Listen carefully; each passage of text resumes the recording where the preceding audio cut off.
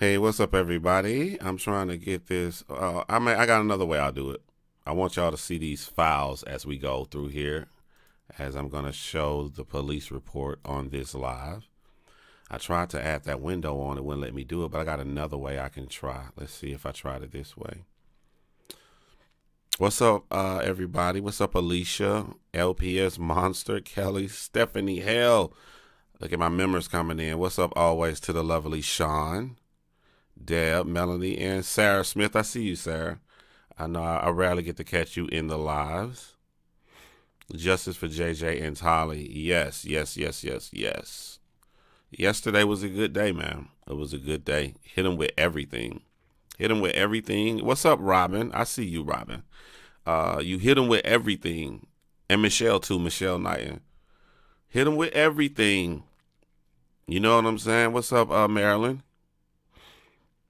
Danielle is in the building. What's up, Danielle? I gotta get up with Danielle, man. Been so busy. Thank you for the donation, Kelly Davies. Happy to see I'm feeling better. I'm happy to be feeling better too. Really, really am happy to be feeling better, man. Oh my God. Oh, that go miss. See, I almost called you your name, Brunch Mom. I almost called you your name. What's up, Erica? What's up, Erica? How you doing? Why this thing is showing invisible, I do not know, but I don't want it to show invisible. I have the files. All right, so when I try to add it that way, let's see if that'll load. I'm going to keep that right there, but I'm going to try to add it because I already got it pulled up on the web page. Oh, there it is. It pulled up. Okay, great. It pulled up. Except for I can't see the copy you guys see. So what I'm going to do is I'm just going to leave that up here for you guys to be able to see it. Or better yet, let me make me smaller. Y'all don't care about seeing me, do y'all? Y'all don't care about seeing me. So I'm going to make me smaller so I can make that bigger on Charlemagne, because I saw some crazy comments. But whenever you do get a video that gains traction, comments and crazy theories and stuff. So I mean, shout out to you guys for actually caring and being passionate enough to care. But some of y'all got stuff so messed up, bro. Y'all got stuff so messed up. So type of one if you watched the video on Charlemagne, the God. Type of one if you saw that video. I'm going to go over some of the biggest comments in that video. Biggest comments in that video. I'm also going to go over misleading information and how you were misled by Charlemagne the God. By the way, the people who I got these files for want all of you all to have the files. They don't want you to take our word for it. They want you to investigate and make your own decisions. Here is the file. So you can get the police report and look at everything that I'm looking at right here. Nobody trying to keep information. Nobody trying to paint a narrative. We're putting the information out there and you can make your own decision. It's right there on the side and it will be right in the bottom when this video goes up. So no one is trying to paint a narrative for you at all. Am I frozen? Okay. Am I good? Am I still live? I don't see the chat moving, so I don't know. Am I good, y'all? Let me know if I'm good. Let me know if I'm good.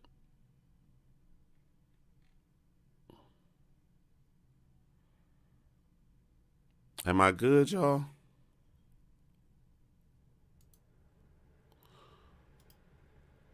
Okay. All right. I was making sure. I'm like, because I didn't want to put this out and have to do it all over again. All right. I'm gonna look at a different window than y'all looking at. I'm trying to see what I want to say first. I think the first thing I want to start off with is how people can say something that's true and still be misleading. All right. It could be true and still misleading. Or matter of fact, it's not even true. But they're wording their words carefully. At the beginning of the video I made on Charlemagne, you saw him talking to DJ Academics and he said something. He also goes on the Breakfast Club on the day he tries to clear this up in a mature manner. I kind of talked about that at the end of the video.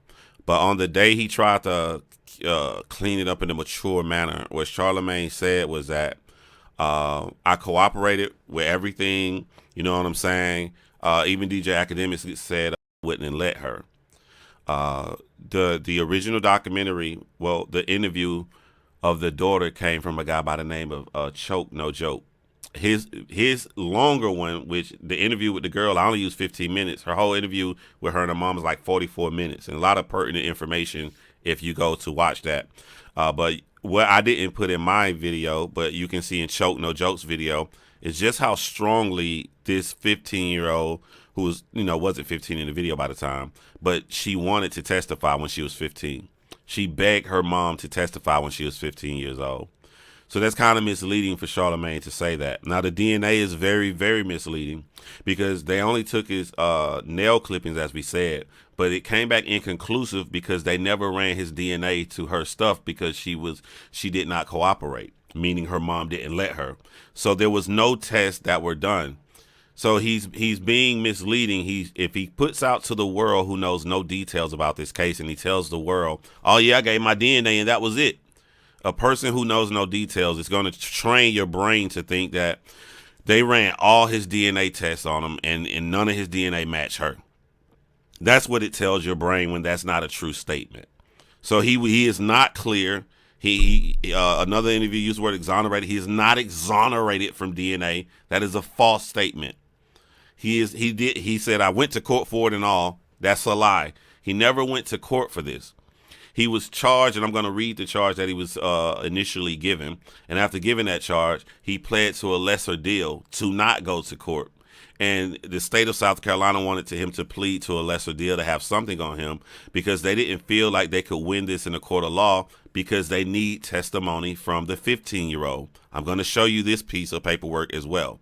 So he literally only avoided going to trial because the mom wouldn't let her. So it is up to you to make your own determination. If you look at the contradicting statements that Charlamagne has put out to the world, you look at the statements from the 15-year-old, and you imagine if he would have went to trial with 12 jurors, would we have known Charlamagne the God? That's for you to decide. So I'm going to read this paperwork here and clear up misconceptions that people may have that you've been told about this. So I'll make sure we're on the same page. I got you all on the first page, and I'm looking at it directly from the internet. So as I read, I'll move your page up. All right. So for me, let me make this window smaller. It's kind of trippy because I'm trying to see two things at once. Hold on, y'all. Okay, I guess I can't make it any smaller than that. All right, so I just moved around. This says, the state of South Carolina, county of Berkeley, personally appear before me, a magistrate of this county, Detective Jeannie Fowler, who first being duly sworn, deposes and states that the defendant, Leonard Larry McKelvey, which is Charlemagne the God, did within this county and state on around or between June 8th, 2001, the same as my documentary, and June 9th, 2001, same as my documentary, since it happened late night until the morning, did violate the criminal laws of the state of South Carolina in the following particulars, to wit: description of the offense, criminal sexual conduct with a minor in the second degree, that on or between June 8, 2001 and June 9, 2001 at Short Stay Villa, what she said in the documentary, Moncks Corner, South Carolina, located within the county and the state, aforesaid the defendant, Leonard Larry McKelvey, did commit the offense of criminal sexual conduct with a minor in the second degree in violation of 16-3-655 of the South Carolina Code of Laws of 1976. As amended, in that the defendant, who is a 22-year-old adult male, here it is right here with the law, Charlemagne lied and told you all that the detectives wonder how he got alcohol when he was under the age of 21, and he told the detectives that he got some bum or crackhead on the street to buy the alcohol for him because he was underage. That is a lie. On this date, since he was born on June 29th of 1978, Charlemagne was 22 years old, 21 days from being 23. So this says, who is a 22-year-old adult male, did willfully, unlawfully, and feloniously engage in penile vaginal intercourse with the 15-year-old female child. Facts have established the aforesaid on the morning of 6/9/01. She said he came into the room in the morning time. The Berkeley County Sheriff's Office was contacted by Jocelyn Reed, the mother of the minor, after she received a phone call advising her of a sexual assault that had occurred with her 15-year-old daughter. The same story that checks out with what they said in the video. The minor female was transported to EMS to Somerville Medical Center for treatment of injuries sustained during the sexual assault. So right here from this sentence, we know that a 22-year-old man took a 15-year-old girl to a party, and after taking her to a party, she had to be escorted from the party by the ambulance. Now, this was going to get really bad for him. Number 3, it was that the affiant responded to the Somerville Medical Center and obtained a verbal and or written statement from the minor female, which implicated the defendant in the sexual assault. Number 4, examinations conducted by Somerville Medical Center corroborated that a sexual assault occurred. So her test confirmed that a sexual assault literally happened. So this is no longer nobody did anything to her, as he said in one of his videos. He said no one did anything. The test showed that she was in fact sexually assaulted. So this is what we can confirm. She arrived there with Charlamagne the God. He, a 22-year-old, escorted a 15-year-old to a party that he threw, that he admitted that he bought alcohol for. And while this 15-year-old was at this party, this 15-year-old was in fact sexually assaulted. All right. The affiant, through investigation, was able to locate the incident location and confirm that this incident occurred in Berkeley County. This was signed here, sworn into it. It's like June 15th of 2001. This is the indictment. He was indicted. As a court of general sessions convened on August 29, 2001, the grand jurors of Berkeley County present upon their oath that Leonard L. McKelvey did in Berkeley County between the 8th day of June 2001 and 9th day of June 2001 knowingly and willfully encourage, aid, or cause to do acts were intended to cause or influence Jessica Nicole Reed to deport herself in a manner so as to willfully injure or endanger her morals or health. This is a violation of 16-17-490 of the South Carolina Code of Laws, 1976, as amended. The other indictment. As a court of general sessions convened on August 29, 2001, the grand jurors of Berkeley County present upon their oath that Leonard L. McKelvey did in Berkeley County on or about the 8th day of June 2001 willfully, unlawfully, and feloniously engage in penile vaginal intercourse with a 15-year-old female. This is again in violation of 16-3-655 of the State of South Carolina Code of Laws as amended. All right. So, as we put in the video, there was no analysis performed on blood. There was no analysis performed on saliva, fingernail scrapings. Nothing of apparent serological evidentiary value was found. Nothing was ran, as she no longer corroborated because her mom would not let her. And you're going to hear this, not from me. You're going to hear this below directly from the state of South Carolina. So this is where they gave him the lesser charge to contributing to the delinquent of a minor. And what I want to pause right here. I'm sorry. I'm not letting yours go down. I'm sorry because I'm reading from the internet. But I'm gonna stop where I'm at now. I do apologize. I'm reading this stuff, so I'm giving it here so you can pause and take a screenshot or whatever. That's the second page I read for the indictment. This is the second charge for the indictment that I read. This is the test, or lack thereof of test, that you can see right here that was in the video. And this is where I am now. And I want to stop right here and I want to explain something to how people can tell you something that's incorrect, right? And I'm going to go back up and read your comments. If your comment has scrolled off the screen, then you can say them again. But I want to stop and I want to explain something to y'all of how people can trick you, right? Charlemagne wants you to believe that he was charged only with giving alcohol to a minor, and he had nothing to do with the sexual assault, which you just saw they did indict him. I'm going to show you the difference with the delinquents of a minor coming from a lesser charge than he actually getting it for giving it to a minor. Those are two separate charges. You can be charged with giving alcohol to a minor, and you also can be charged with sexual assault. So if he was only charged with giving alcohol to a minor, then why can he not be charged for anything else? The sole reason he cannot be charged for anything else is because he did not get a delinquent of a minor for the alcohol. He got that as a plea deal for the more serious charge. That's what he received, a more serious charge, and they let him plead down to this. And they're going to tell you that the only reason they let him plead down to this is because they felt like they could not win this case and put him in prison without the testimony of the 15-year-old. The 15-year-old who begged her mom to let her give testimony, but her mom would not let her do it. That is the truth. Those are two different things. He's running around saying, oh, yeah, they got me on giving alcohol to a minor. He copped a lesser charge of something serious once her mom removed her as a witness, and you need her as a witness. Two separate things. All right, so let me go back to the paperwork. Right, so here it is, contributing to the delinquent of a minor. Dun, dun, dun, dun, dun, dun, dun, dun, dun. The defendant is committed to the State Department of Corrections for determination for a determined term of 3 years, I think, circled, that he's on a probation. And everything else is pretty much crossed out. So he got probation for 3 years for this. And it looks like a charge of $100. This is pretty sad.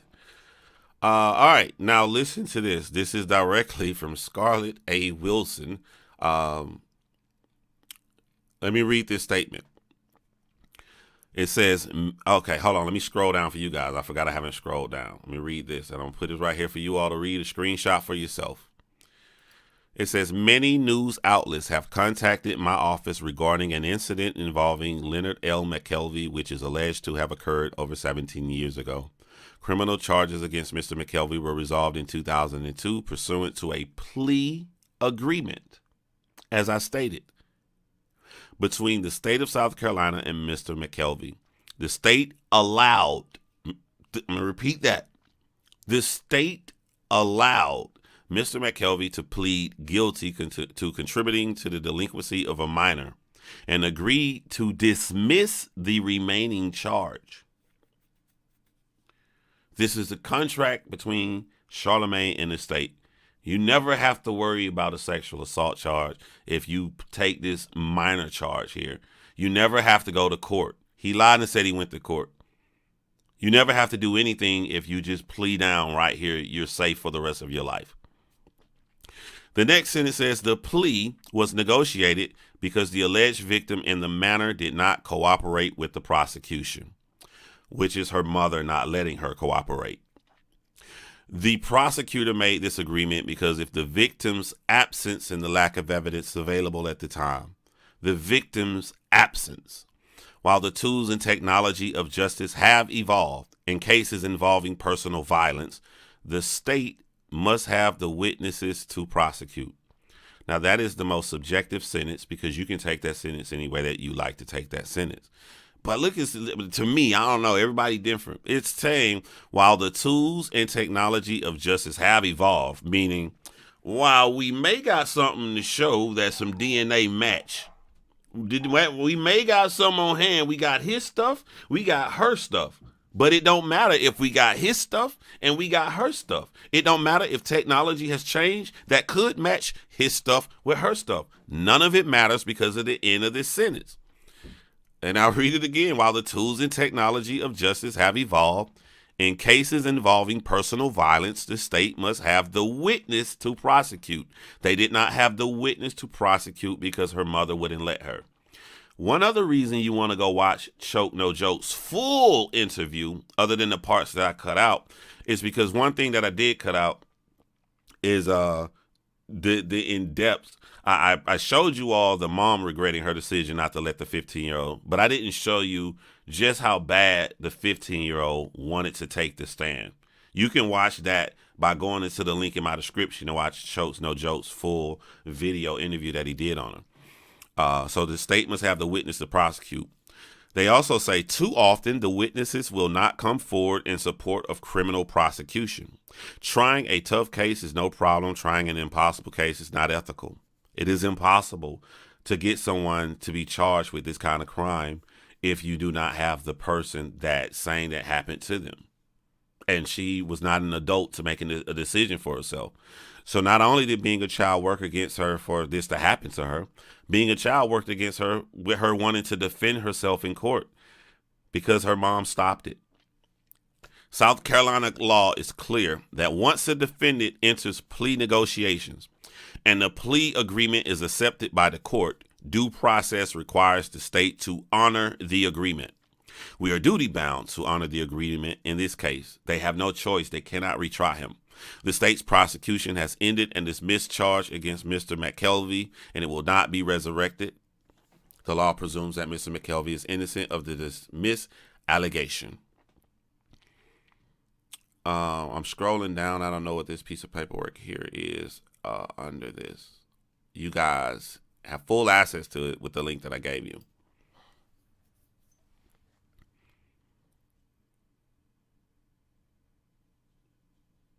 I guess this is him signing the agreement right here, where he signed, who is charged with or has been convicted and sentenced for the following offense. Oh, boy.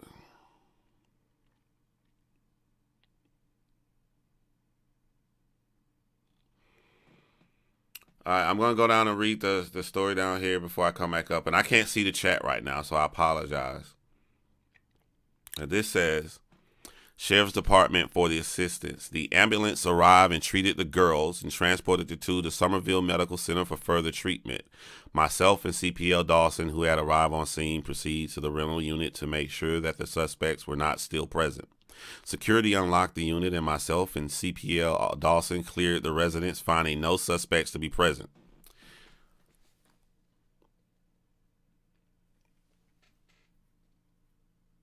I'm about to tell you why that upset me. I'm about to explain you what the police just said.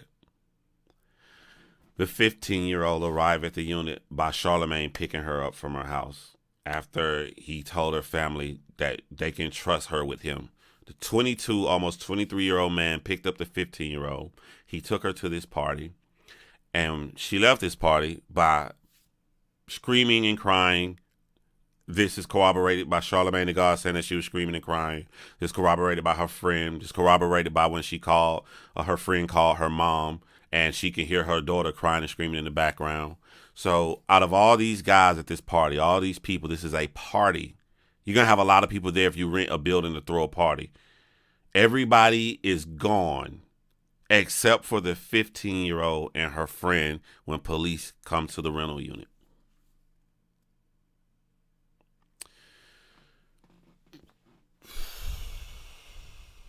Security unlocked the unit and myself and CPL Dawson cleared the residence, finding no suspects to be present. During the safety search of the resident, I noticed that there was a strong odor of what I identified as burnt marijuana that I recognized from my experience as law enforcement officer. Several empty containers of alcoholic beverages were also laying around, giving the impression that a party may have taken place at the residence. I also noticed that the upstairs bedroom, one bed was in complete disarray, with the sheets completely messed up and in a pile in the middle of the bed. A silver bracelet was laying next to the bed in plain view, which was later said to be Reed's. Bracelet must have came off for some reason. A hole was noted in the wall, which was said to be caused by Reed. The other bedroom was in order. However, the sheets on the bed were pulled back as if someone was ready to go to sleep. Myself and CPL Dawson then proceeded back out to the side and had dispatch notified the duty detective, who also notified naval authorities who both responded to the crime scene. The crime scene was secured until their arrival and turned over to Detective Klein, who took over the investigation. I stayed on scene securing the crime scene unit approximately at 6:30 a.m. The police is on scene at 6:30 a.m. Now, a 15-year-old had sexual intercourse. How do we know this? Because the examiner said that a sexual assault did in fact occur. Someone going to say maybe it was consensual. So if you think that she had consensual, what 15-year-old has consensual sex after drinking. Uh, and I'm trying not to mention just her version. I try to mention what we know from both sides. Both sides say that she was drinking. She's saying that they slipped something in her to her drink. Saying she's willfully drinking. A 15-year-old and adults are at this party. This is an adult party. What person screams, cries when they wake up, and it's 6 o'clock in the morning, and the first thing they do is call the police?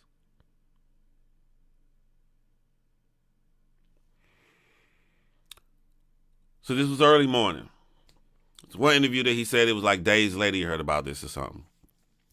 When Sergeant Pipkin relieved me and I went off duty, all relevant information to the case was shared with Detective Klein and a naval investigator. Naval because this happened on the base. You had to go through a security gate to get here. So, the 15-year-old was with an adult. You know what I'm saying? You had to go through gate. I was in the military. Everybody has to go through and show ID to get onto the military base. Security officer C. Dangerfield stated that he did see a black in color Lincoln Town car parked in front of the rental unit earlier in the evening before the call for help.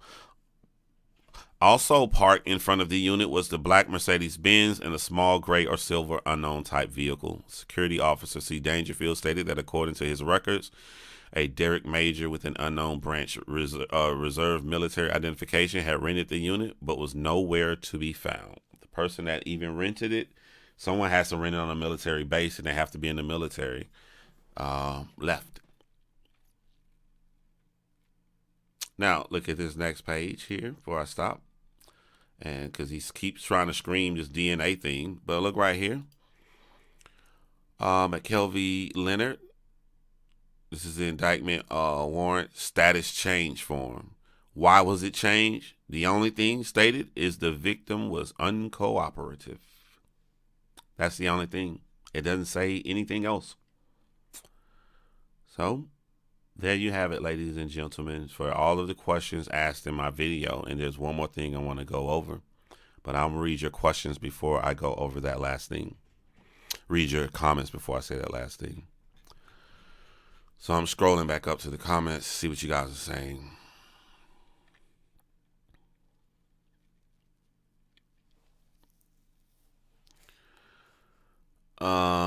Charlamagne, really a weirdo, saw the video. Now I'm buffering. I hope I didn't buffer too bad. Anyone that refers to themselves as a god has a serious narcissistic complex. Yep, he did that ish and bragged about dragging her too. It's dangerous to all women. I'm going to talk about that too, Tanny. Her mom was trying to protect her from trauma of doing a rape kit and having to testify in court, and he used that to his advantage. Every time I hear the God, it's like nails on a chalkboard. King Kwame Brown, who is the Kwame Brown? Kwame Brown is the reason a lot of people are looking into it now. Even me, I was watching Kwame Brown.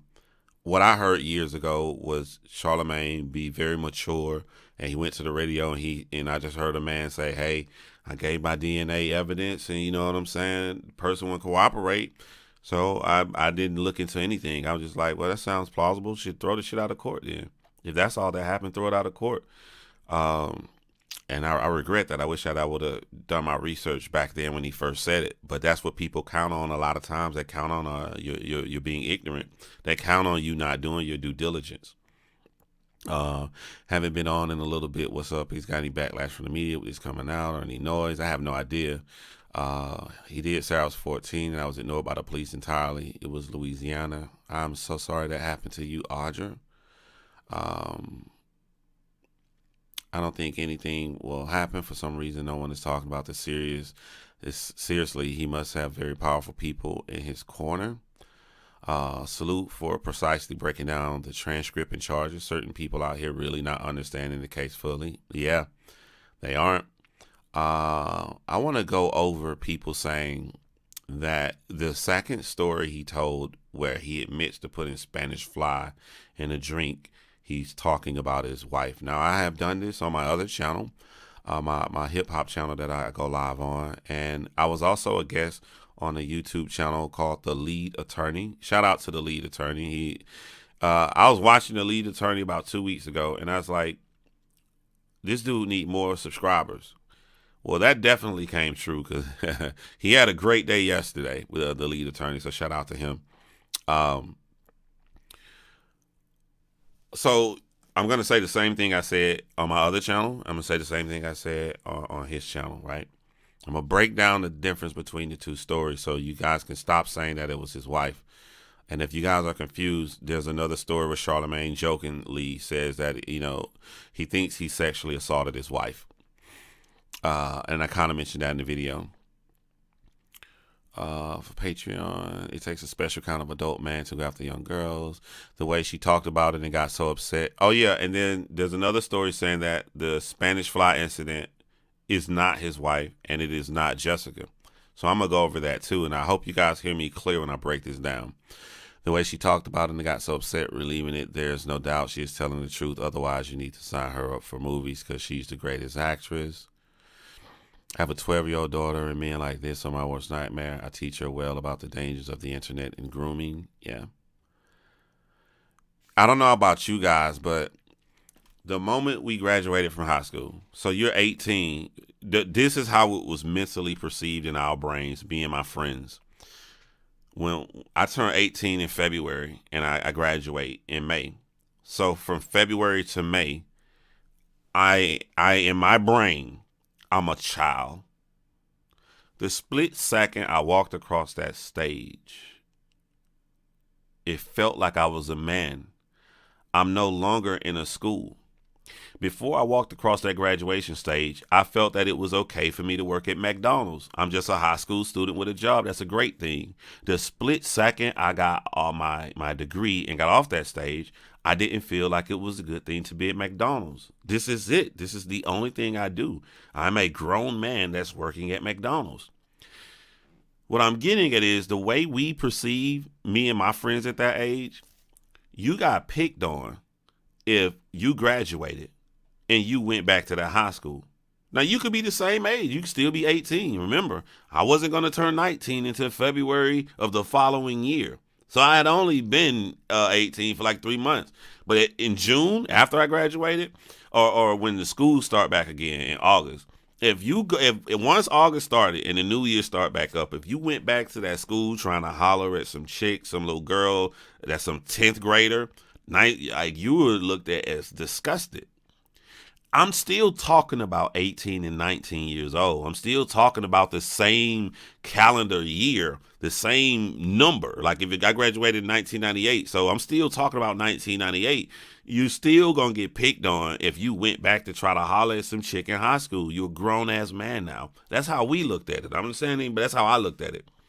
So there's no way a friend of mine could come to my party, 22 years old, about to be 23. Man, when I was 22, I hadn't flew around the world, so many countries in the military. Like, there's no way a guy could bring a 15-year-old to the party. Like, if you'd have came to a party with a 15-year-old, we'd be like, yo, you got to get her up out of here, bro. You crazy. Especially the guy renting it because it's in his name in the military.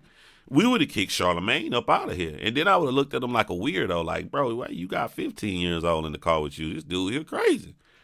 He would have got clowned. It was not acceptable with how I grew up that a man that's about to be 23 years old will be hanging around and going to talk to the mom of a 15-year-old girl. That's just me. But I have sons, but I also researched seen enough to know young boys are definitely targeted. So a lot of people don't know this right here. And again, I'm sorry if I repeat myself if you follow me on multiple channels because I said this on another channel. Charlemagne tells a story, and this is how you know the Spanish Fly incident was not his wife. Charlemagne tells us that he was 19 years old when he met his wife. I want y'all to do the math and do the numbers, right? Charlemagne was 19 years old when he met his wife, and you can't change your date of birth. His wife is 3 years younger than him now, as she's always been 3 years younger than him. So if he met his wife when he was 19, his wife was 16. Here are the two differences between the incidences of a Spanish Fly drugging a girl and also taking advantage of his wife while I'm going to read his words so you can see what he said. In the incident with his wife, Charlemagne, 19 years old, which would have made his wife 16 years old at the time, He starts the story off saying, my wife made me wait a year before I got it. When you first hear that, and you don't do the research and look at their ages 3 years apart, and he met her when he's 19, so you're not thinking about a 19-year-old with a 16-year-old. You're just listening to a 30-something-year-old man tell a story, right? That's all you're listening to. So if you just listen to a 30-something-year-old man say that, my wife made me wait a year, you don't know. They could have met when they was 26, 27 years old. You don't know how old they were. You just listening to him tell a story. But now when you really hear the ages, 19 to 16, it makes you question why he started the story off saying, she made me wait a year. Although the age of consent in South Carolina, 16, he's legally fine to be 19 with a 16-year-old. But you can make an assumption that someone could worry about how they look to the general public. So to make sure they clear things up with the general public, they could say, my wife made me wait a whole year, because that would have made him 20 years old and her 17 years old. All right, but in this story, he's dating a girl that made him wait an entire year. And in this story, he gives this either 16-year-old who's still 16, about to be 17, or recently new 17-year-old. He says that he gives her alcohol. They're drinking alcohol. He says that this story takes place at his mother's house. So a 20-year-old has a 17 or 16-year-old at his mom's house giving them alcohol underage. His mother. He says in this story that she was coherent a little bit because she was moving and throwing it back, but she was kind of out of it. So much so that the next morning he asked her, this girl who later became his wife, he asked her, did I RAPEU? And she said, in hindsight, yeah. That's the story that happened with his future wife from this 16 or 17-year-old girl. All right. The Spanish Fly story, he opens the story off letting us know he's not at his mom's house. He's letting us know that this is some new girl that he met. He's letting us know that people are around, as his cousin alleged that he slept with the girl too. But he says that his cousin didn't sleep with the girl because he was there the entire time. But while the girl was past blacked out, his cousin did see her nude body. This is not the same story. And it seems weird to talk about stuff like this. My video was about how do you feel being selfish. I said me being selfish, I heard enough information that this isn't somebody I personally want to rock with or want to watch. That's what I said in my video. So people, which is the craziest way to defend Charlamagne, say, okay then, the story where he admits to giving a girl Spanish Fly her alcoholic beverage, the story where he personally says that she was there but she was not there, she was out of it, she was blacked out, and he had sexual intercourse with the girl. And that story where he admits inside of that story that it was not RAPE because they had already agreed, they had already made plans that they were going to sleep together that night anyway, which really scared me because he's teaching young men that if a woman feels like she's going to sleep with you later on, it's okay to slip Spanish Fly in a drink with her and have sexual intercourse while she's blacked out. And it must be working with people still wanting to defend him. But the biggest elephant in the room when people say, okay, maybe this wasn't his wife who was 16 or 17 years old. Maybe it wasn't Jessica Nicole Reed. Maybe it was a third person. And I almost don't want to defend it. I almost don't want to say anything. I just want to look at them when they say that and just do like this. And when I do like this, what I'm thinking is, what on earth makes you think that this is better?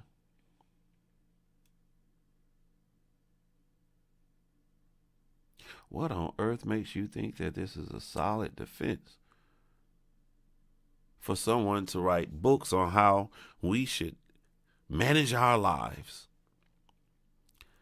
A man who says he cares about mental health goes on the radio and says that whoever this Jessica person is, who he alleged was raped, but he said nobody did anything to her, even though we just read the report that 100% confirms she was sexually assaulted. She was taken there by him, a 15-year-old. She was sexually assaulted, and she was left there alone with her friend until the police arrived on scene to make sure the house was clear and transported on an ambulance. He said that he cares about mental health and well-being, and he said in that final thing where he tried to be mature on the Breakfast Club, he said that, he'd do anything to help her out.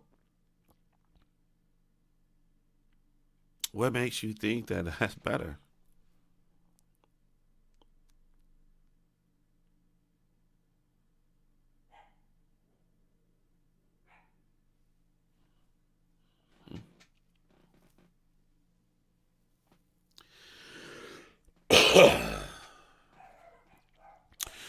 All right, so let me say this. I don't know what's going on in the chat, but someone said he could have learned from the crime and became a better person. I'm glad someone said that, because this takes care of two birds with one stone when people say, well, I would bring up something old. He could have learned from the crime and became a better person. Let's talk about that. All right?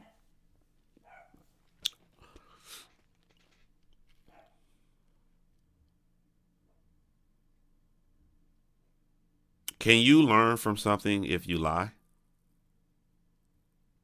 If you're still presently lying, can you learn from it? We're not even talking about sexual assault here.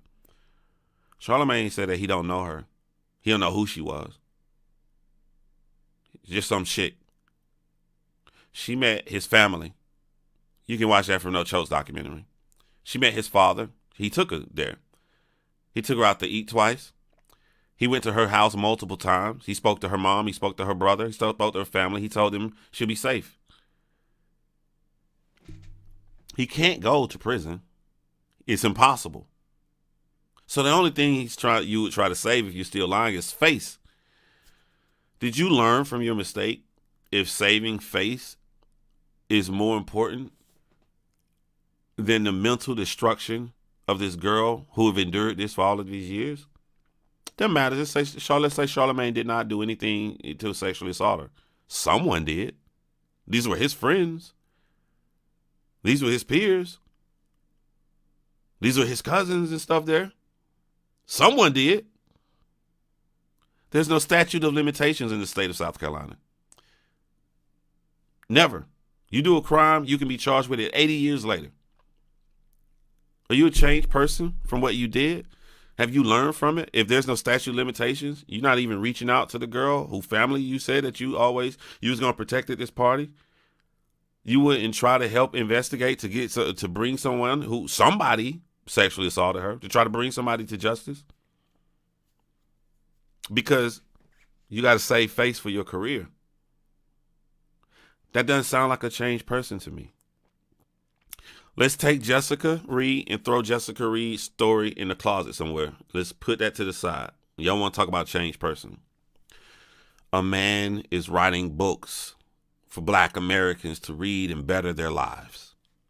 He's going on big talk shows. He's making millions from these books that he's writing. And he's giving out some for the most popular hip-hop radio show in New York. The person that's doing this laughed on the podcast. I don't care who he talking about. That he put Spanish fly in someone's drink, and he says out loud, the final thing that he says, we don't know anything else from this, is that it is not rape, even though she was blacked out. It's still not sexual assault because we had plans of doing it anyway.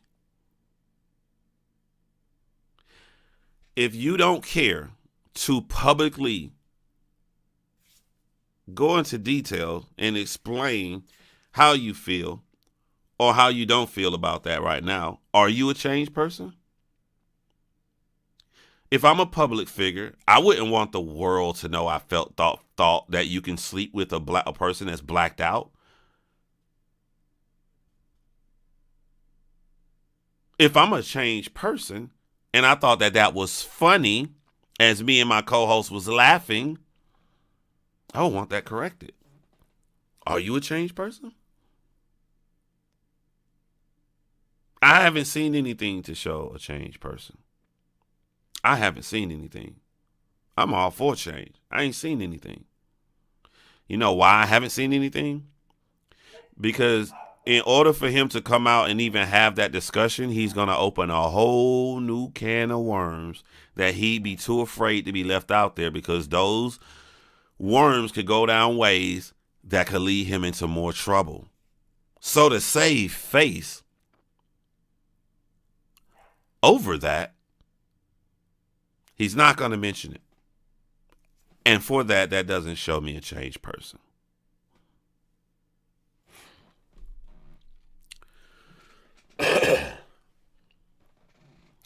He groomed them both just like someone else did. I don't know if he's still married, but even if his wife said first that he did that to her, he's not changed. I don't hang around guys that continue to make jokes about this. It's just ironic if that was a third person. There's two people that he joked about sleeping with who was heavily under the influence, where he didn't know if she was coherent, but he still went through with the act. So much so that over 20 years later, he has to ask her. And she has to tell him in hindsight, yes, his words. And then laughed and bragged about doing it. You know what he said? Y'all didn't. He said that when it came to the Spanish Fly incident, he said, I keep saying he said, you could have really got messed up had it been someone else. He kept repeating that, but his co-host, Andrew Schultz, was smart enough to know, what do you mean she was really messed up?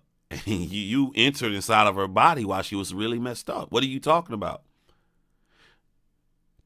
To continue to repeat that shows me a man who doesn't know what consent is. He doesn't understand the definition, the legal definition of consent. He doesn't understand it. He's saying, I didn't do nothing. And then he's telling you how he did it. He's describing a sexual assault by telling you he didn't sexually assault anybody. That is clearly a man that doesn't know what it means. You think that somebody's changed if that's the last thing on this subject they want out to the world without speaking on it?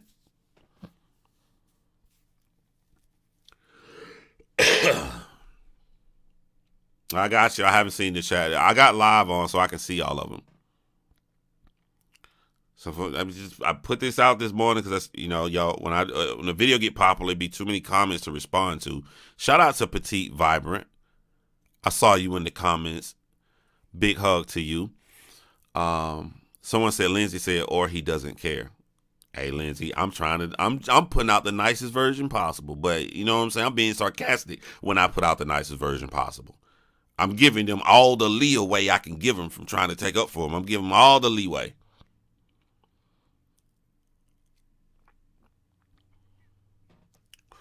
Having money has only made him more bold in speaking on his perversion. Yeah. And then you can't do no right. Every platform I go on, the first thing I'm saying is make sure y'all check out Choke No Joke. People accusing me of not giving them credit. It's in the video. It was so many comments to let me know you didn't watch the video. It was mind-boggling just reading comments like you didn't watch. You're accusing me of is in the video. It's in the video. It's in the description. I'm going on other platforms. I'm leaving comments. And then I go and I make sure to shout out to Star. Star was the first person to break this down, man. Star, what I'm doing now, Star already did. He already did this. He already read this. He already put the links up. He already did this right here. It's crazy. You're always so fair. He doesn't deserve your kindness, but I know what you're doing. Yeah. Again, the prosecutors have to think outside the box when coming for him.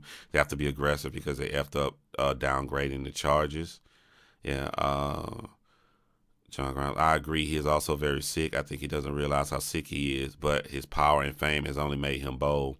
Here's the real question. Who are his handlers? Exactly, refined gentlemen. Danielle Laverne said, I heard you mention it. Yeah. Because to me, like, I'll give you an example, Danielle. It would have been very important in my documentary to show the people the anger in Jessica's face and how bad she wanted to testify. I purposely left that out because I'm like, yo, I don't want to take everything, you know what I'm saying? Because my goal is to show contradicting statements with Charlamagne and her, to put it all together. Choke No Joke just has the long video of her. So I didn't want to do all of it. I wanted to leave a reason to where you can watch mine, but if you want more details about her and her mind state, go watch Choke No Joke's video too. Now also, instead of watching a segment about Troy Terrain's star, go watch Troy's entire video too. I mean, we got multiple videos. So share the original video, everyone. The more people see it, the more. Yeah, matter of fact, let me do it now. So look, here's the link. If you want to get the whole, if you want to see the whole report, this is the whole report link. Thank you, Stephanie Hale, for your donation. Definitely appreciate that. That's the whole report, right? Here is I mean, this ain't even. This ain't even his main page, but Star got a page way bigger than this. But this is the page that Star reported on this, where it got the link inside of it too, where you can watch him talk about it. And then we're gonna go. All you gotta do is Choke No Joke. Jessica Reed. This is sad, bro. Let me tell y'all what, and I kind of said in the video, but I didn't give the specific numbers. I saw Choke No Joke video last week when I was looking this up, and Choke had 30,000 views. Only 30,000. He broke this years ago. I talk about that in my video. That's why I'm like, how people can say I didn't give him props. I literally talk about it in my documentary, but it's crazy. He goes for only 30,000 to 47,000 views just this past days. That's good. That's great. But it's just crazy that he only got 30,000 and no one, like, I could not have saw that and not paid attention to it. I didn't see it years ago when he put it out, but when I saw it recently, it hit me. I was like, man, like, this story needs to be told. This needs to be out here. And it just shows you how the powers that be work, that could only get 30,000. He's going to more than double that in a week, just 1 week, and he had it up for years. You saw all the comments fall off where nobody's commenting for months. And then all of a sudden, after the Kwame Brown, people caught on, and then now the comments are coming back in. Thank you, John Crimes, for spotlighting this. Anytime Realistic Penguin, because he's protected. He's very important for dumbing down black Americans and abusing black women, but he has handlers. I have no idea who's protecting him. Thank you for the links, John. So I did Choke No Joke. I did Star, right? Oh, yeah, in the report. I put 3 things in here, right? My memory is horrible. 1, 2, 3. Okay, yeah, I put 3 things in here. That would be, again, though, Jessica would have testified. Yes. Just go to Choke No Joke video and see. She's saying it in front of her mom. She's saying it in the interview away when she's by herself. She's saying it multiple times. She said the entire time, I wanted to testify. I wanted to take the stand. At no point was she uncooperative. That came from her mom not letting her. And I guess when I talk about her mom not letting her, there are people who is extremely rude to her mom, cussing and saying all of this stuff. I feel really horrible for her mom making the decision not to let her testify, right? I think that was a horrible decision. But when I see somebody hurting and crying because they tried to protect their daughter from more harm, I'm not finna go on the internet and cuss at them. I feel, because there's no reason to. She put her hands and her fists up like this and cried like this.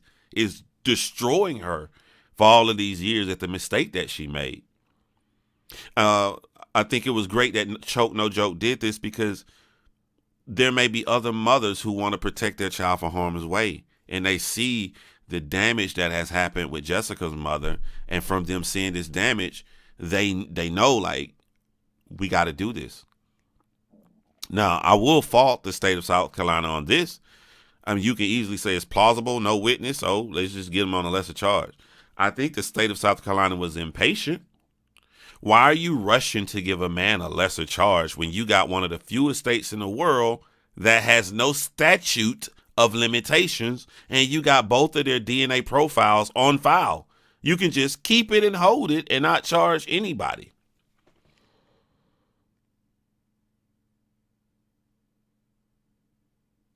I think that the state of South Carolina is wrong for jumping the gun to try to make a deal. What was the rush to make a deal for? I think that's laziness. I don't think that your hands were tied because you had nobody to work with. And if a mom can show the world that even though you want to protect your baby, you got to let your baby speak to stop this from happening to other people. If that's a lesson to be learned, I hope law enforcement look at this, and I hope they learn the lesson to chill and fall back. Because either that victim may change their mind about testifying, or that victim's mom may change their mind about letting them testify. I think they should learn. They shouldn't sit back. The state of South Carolina shouldn't sit back and be like, hey, it's your fault you didn't let your daughter testify. They should sit back and go, man, if only we waited a little bit. We got the DNA on ice.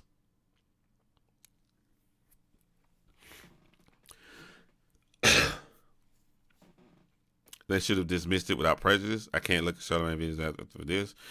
CT acted way too fast. Yeah, South Carolina acted way too fast. It would have been great to be able to arrest him today. I wish they hadn't arrested. Why won't you take advantage of being a state that have no statute of limitations? I didn't even know that there were states that had no statute of limitations. I didn't know that existed. Why would you? Like the state that should rush it should be the states that got the shortest years on statute of limitations. I can understand that, but you got forever. Why are you rushing this? Is there like a parameter to close cases on time? Why are you rushing this? That's crazy.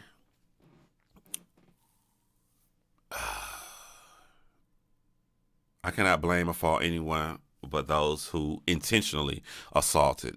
And one thing, I'm going to piggyback on what Megan said. I always preach that the order of importance tells me, the order of occurrence tells me a lot about a person, right? I'm going to give you an example. I'm making this up out of my head as I go. First of all, before I give y'all an example, I want to shout out to DJ. DJ said because he's black and she is black, let it have been a white girl. I'm from South Carolina, lived in North Charleston. Yes, we talked about that extensively on my other channel. I do not think it would have went this way if the girl was white. That's my opinion. I give y'all an example of this order of importance because I see a lot of men doing this to defend Charlemagne. Let's say somebody rob a bank.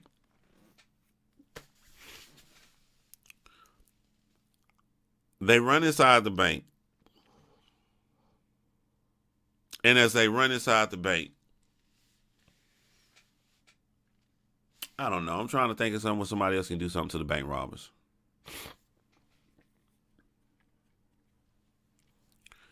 The bank robber tells the lady to shut up and give him the money. And the lady is crying. She wants to stop. She said, please don't kill me. Please don't kill me. And the bank robber tells her, stop crying. Stop talking. Don't say nothing else. Or I'm going to blow your brains out.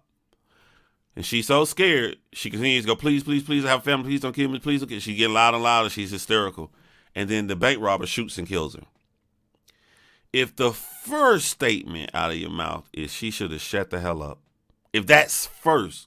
Priority tells me about a lot about a person's personality. If that's the first thing that you think about, something wrong with you, man. Something wrong with you. I think about that, but it's not my first. My first thing is somebody went in here and blew a lady's brains out who's trying to work and make a living for her family. Some disgusting piece of ish did this, and for what? A little bit of money that they're going to get caught for.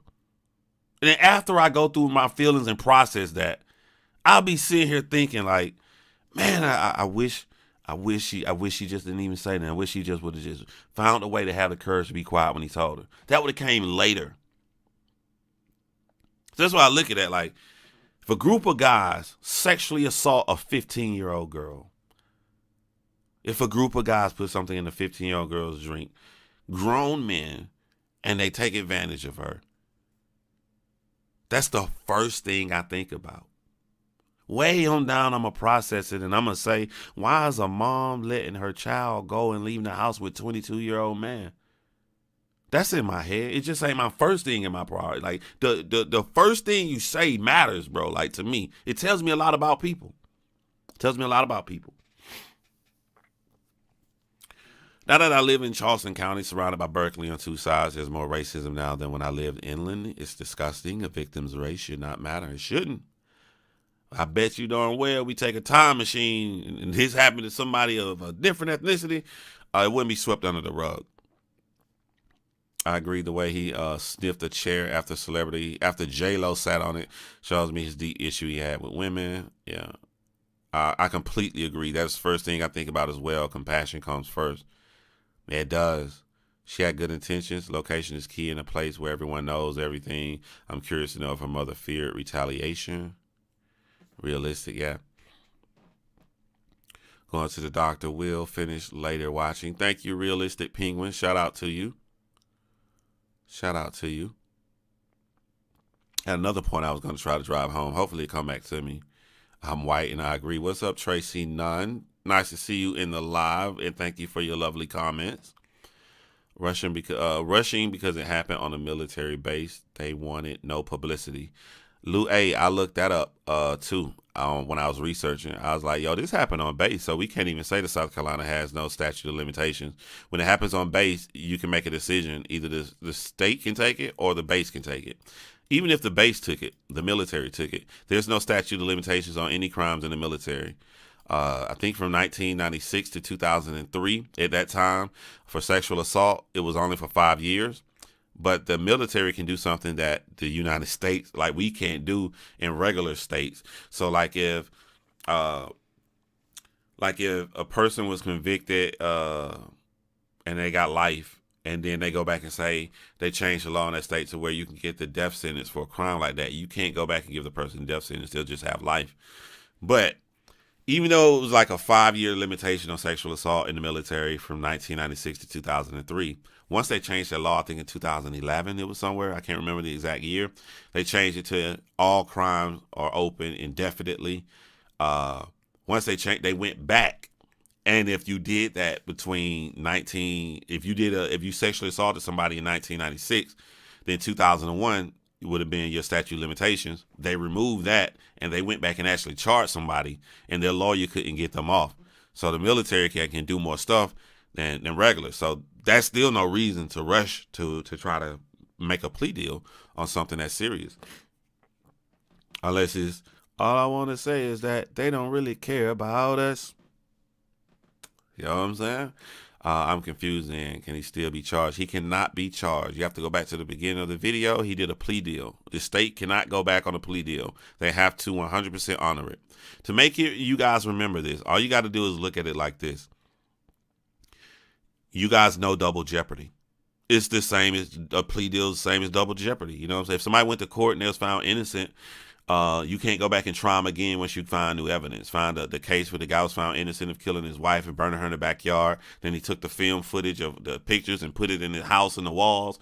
20 some odd years later, he moved out the house and new people moved in the house. They found the film roll footage and the state couldn't do nothing to him.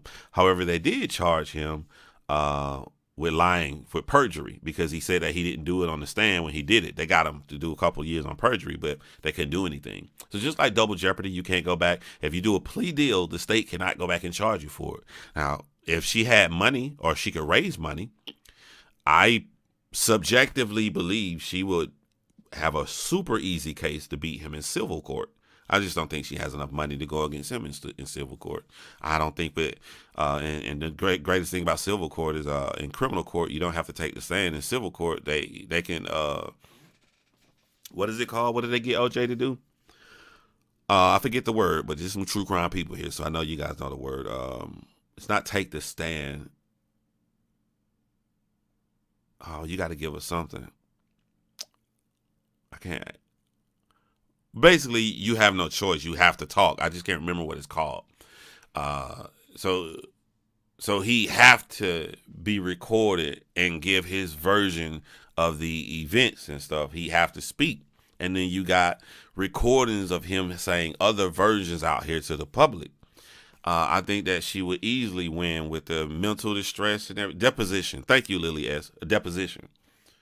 his deposition. So he would have to do that. He would lose easily. I don't know what lawyer he can get that he would win the civil case against her. They can do that. And I don't know if there was anything else that was alleged that he did. And I don't know if this was just on one charge, only on the sexual assault charge that he pretty much has immunity that they can't try him on. But I don't know if there's anything else that happened since the state of South Carolina has it open forever. But that's the only thing she can get him on. Now I was talking to somebody, I ain't gonna say their name, it was a private conversation, but they brought up a great point. Shout out to you. You know what I'm talking about. Shout out to you. If Charlamagne wants to help her, and as he said, we know from the report that she was 100% sexually assaulted. Somebody at that party did it, or somebodies did it. It's open forever. There's no statute of limitations. She said 2 guys at first, another guy, Charlamagne in the morning. Other people did it. It's not always about go after the popular celebrity. If you really want justice for Jessica, other guys, she alleged, did it. And they didn't make no plea deal. I watched that video with Donnell Rawlings when Charlamagne was throwing that private part around. Why wasn't that considered as harassment? Yeah. He's going to say that they were friends. 2 years ago, Dr. Boyce Watkins wanted to see Charlamagne the God Counsel. Now he's saying he's Charlamagne's friend. He's part of the bag. I think Jessica would have been in such a frail mental state at the time. Her mother may have had to make a tough decision with her daughter's best interest in mind. Police report said that there was a hole in the wall caused by Miss Reed. She's screaming. She's hysterical. She's coming to after allegedly being drugged, and she's screaming and crying. Her mother said this. She said she heard her do this in the background of the phone. Charlamagne said this on 2 different podcasts. He said it with DJ Academics, and he said it on the No Jumper podcast. If you were to search for Charlamagne the God, No Jumper, go to 11 minutes and 40 seconds and just listen to him talk. He also said that he talked about this in his book. Some adult or adults had sex with a 15-year-old at a party, and they abandoned and left her. And she didn't think that this was going to happen because a grown man told her mom that he was going to protect her.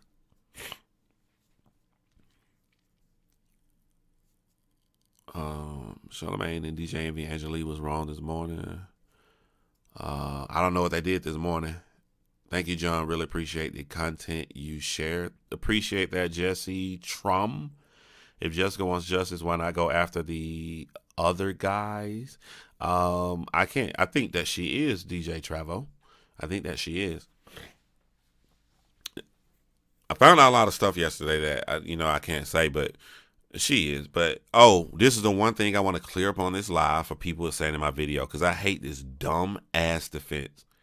All of you leaving comments, and it's not that many people, but for the people who are, you sticking out like a sore thumb.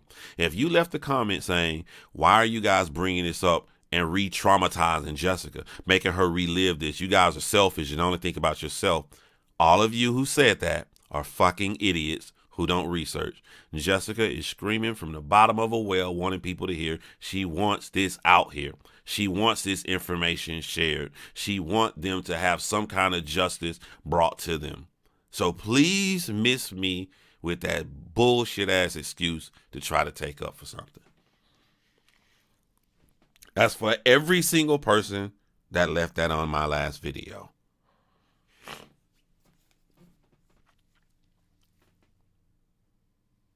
She is happy that this is occurring.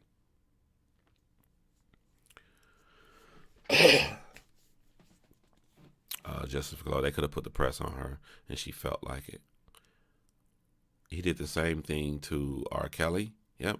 She said that she wants this out there. She wants people to know. If people don't do anything, he'll keep talking about it, and she has to keep reliving it every day. Another thing I left out my video that you can find on Choke No Jokes video is he goes into when her mom, they are seeing Charlamagne laugh and joke about this on pod. They're seeing this. It's in that video. Imagine your 15-year-old daughter felt that someone sexually assaulted her, and then she goes for the rest of her life hearing them laughing about it. That's why I'm saying, like, if it went to a civil trial, she'll win easily. And the punitive damages from this, and oh boy. New subscriber, looking forward to more. Thank you, VP. You got more coming up real soon. I got a podcast called Alibiish. We just dropped our video for our last podcast on Susan Powell today, and I'll be dropping the video. Should be Friday or Saturday on D.R. Coons. A lot of dummies in the comments of that video. Yeah, T-Streamer, but you guess what, TJ Streamer? Most of the comments that were crazy, you can tell they didn't watch it.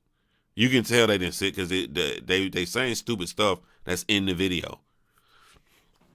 How the heck is the traumatized being re-traumatized? It never ended. Exactly. Shout out to DJ for that comment there, DJ. For the people who don't know, this is why she came out. She saw it on TV. She heard it on the radio. One, he was joking about it over and over again. So she's hearing jokes. So that got to be crazy, bro. That got to be crazy, man. If they gave everyone involved life in prison, would it really undo the trauma that Jessica has suffered? I don't even, and you my mans, DJ Travo. You know you my mans, but I got to say something, DJ Travo. Like, we shouldn't charge nobody for no crime then, DJ Travo. You know what I'm saying? Somebody kill your son or kill your daughter. Why put them in prison? Is it going to undo the trauma your daughter and son already dead? Ain't they, DJ Travo? Ain't they?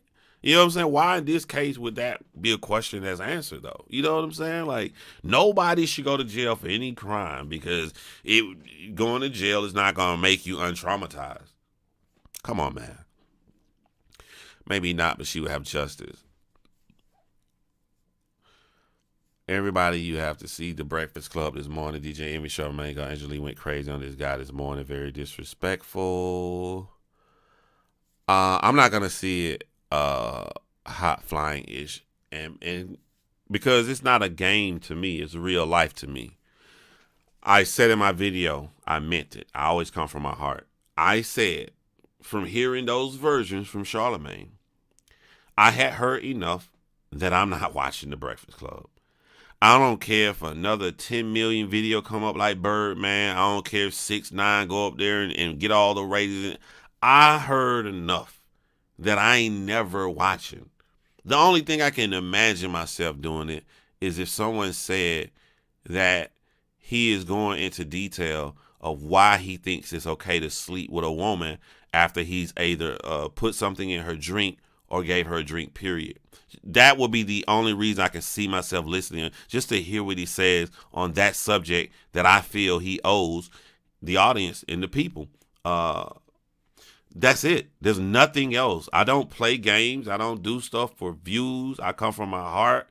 And you got to hold yourself accountable. I'm not supporting people like that, bro. I'm not supporting people like that. I don't need Jessica Reed's story. As I said, I can take Jessica Reed's story and put it over here to the side. This man showed me he doesn't care about when he sleeps with a woman, whether she's coherent or not. That's his words. That's nobody else's. On 2 occasions. That's enough for me not to check them out anymore. I'm over it. So I won't, I'm a black American, and you know what I'm saying? I'm quite sure I'm going to hear a lot of stuff about the Breakfast Club and all this stuff, but they ain't going to get no view from me. They ain't going to get no listen from me. Don't worry, you're going to hear about it, and you're going to make a comment once you hear about it, I guarantee. Me too. Start watching after I read on Jessica's ordeal a few years ago. Shout out to Zico. I like that name, Zico. Making a mockery of it is sure sign of narcissism. Please thumbs up the video. What's up, Emily?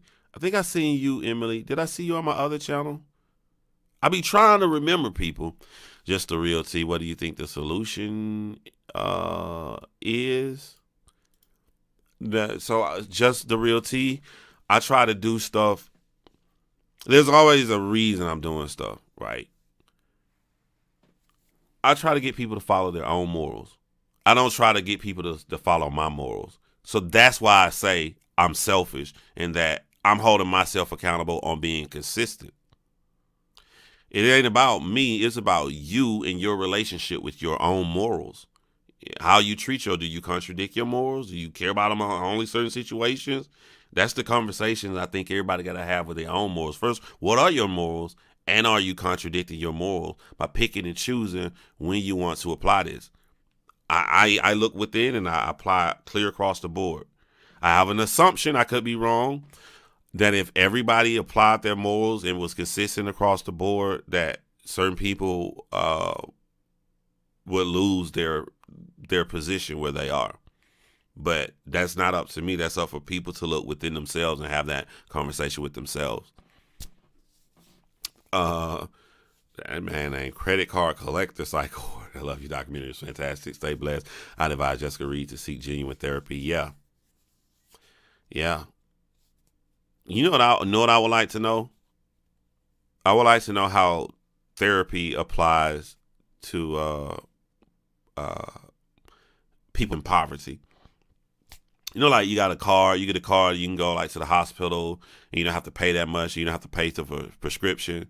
If we got this new kick that mental health is just as equally important, I wonder what are the state guidelines for each state on mental health. I've never looked into it. Because I hear a lot of people be saying, go get mental health, go see a counselor, see a counselor. When I see it, the first thing I think about is, people act like that shit ain't expensive, bro. You know what I'm saying? People act like, and I don't know. I am totally ignorant on how that kind of works to go see a psychiatrist or a counselor for people who don't have money like that. I don't know. I'm not trying to act like I know something I don't. They could get the card, could make them see it for free. I don't know. They will lose their position in money. That's why they stay quiet and supporting CTA and try to discredit Jessica. Yeah. Layla says she's sorry. What you do, Layla? Sorry the gift they were throwing plastic at their guests. Yeah, I saw when they did that, but they're gonna say there's nothing wrong with that because Donnell's their friend and he allowed it. So it was hard as hell to find help for my daughter in Charleston with insurance. Yeah, you got insurance, bro. Yeah, you paying. There's therapy for low income individuals. Check locally. Got you, Pete Digital. I'm gonna look into it, Pete Digital, just because I'm curious. In my state, you still have to pay for prescriptions if you're poor, don't have insurance. That's too bad. Got you, Roxanne. When 6-year-old came forward and went to trial for being the R word. Sadly, when my niece was my sister. Yo, YouTube. Every discussion that says the R word isn't how you're trying to make it look. Like, YouTube got to grow up. YouTube got to look at itself, especially now that they got guidelines for saying that this is for kids or this is not for kids. YouTube got to look at themselves like a television network. You're going to have some cartoons on the television network. You're going to have some cop shows on the television network where one of the episodes, someone's getting the R word.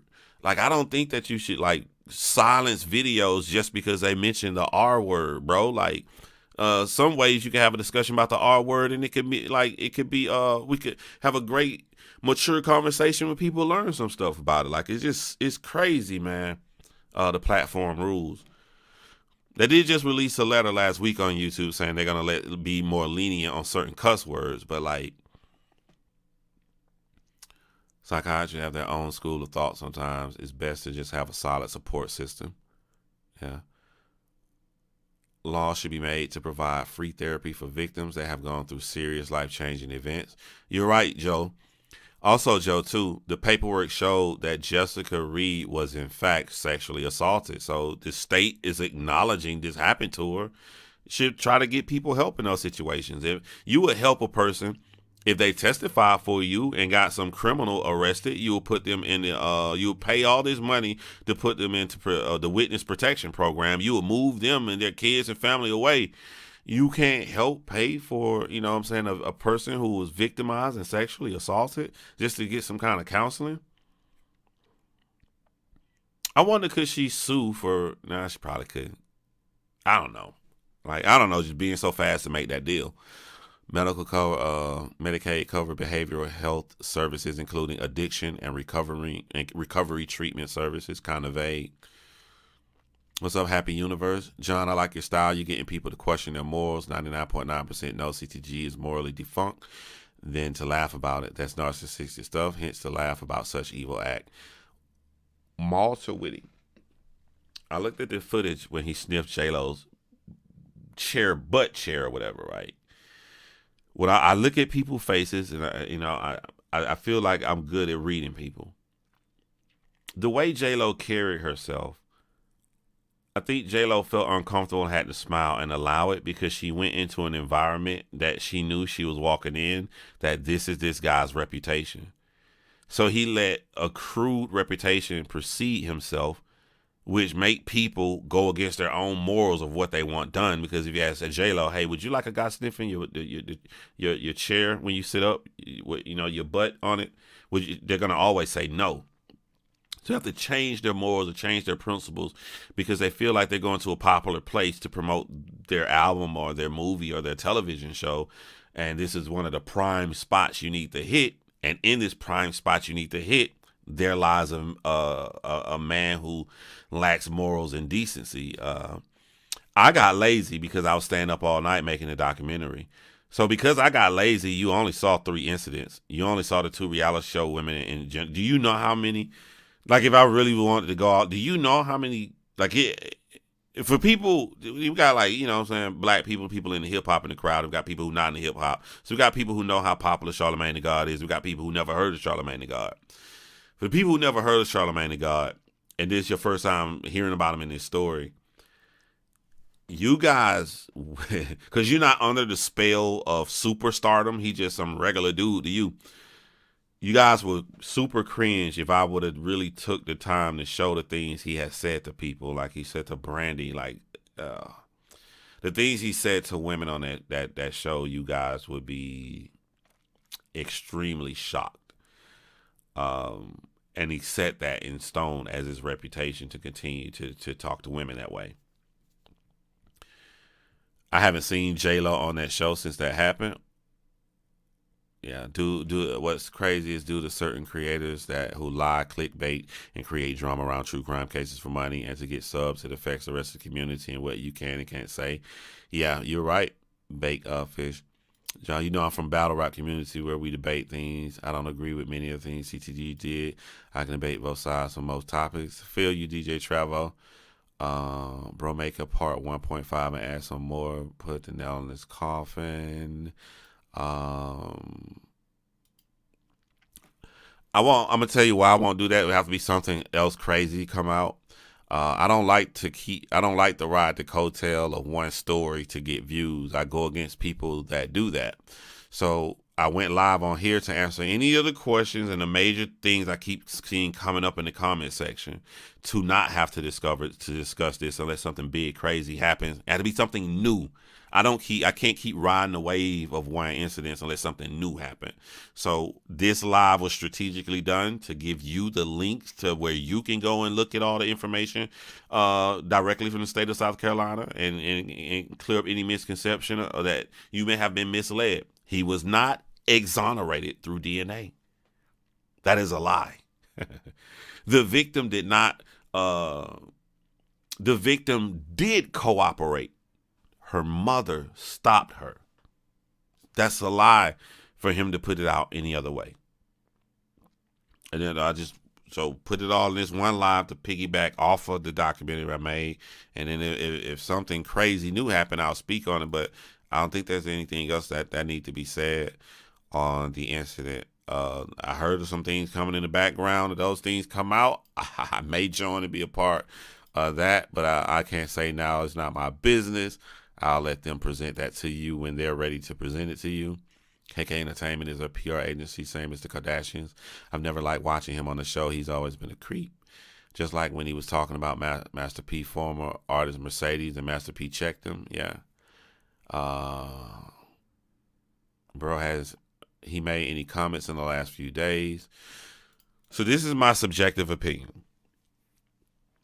There are people who taking up for Charlamagne saying that the Spanish Fly incident may not be Jessica, it may be another person. He's in a trap. To me, either way, you're screwed.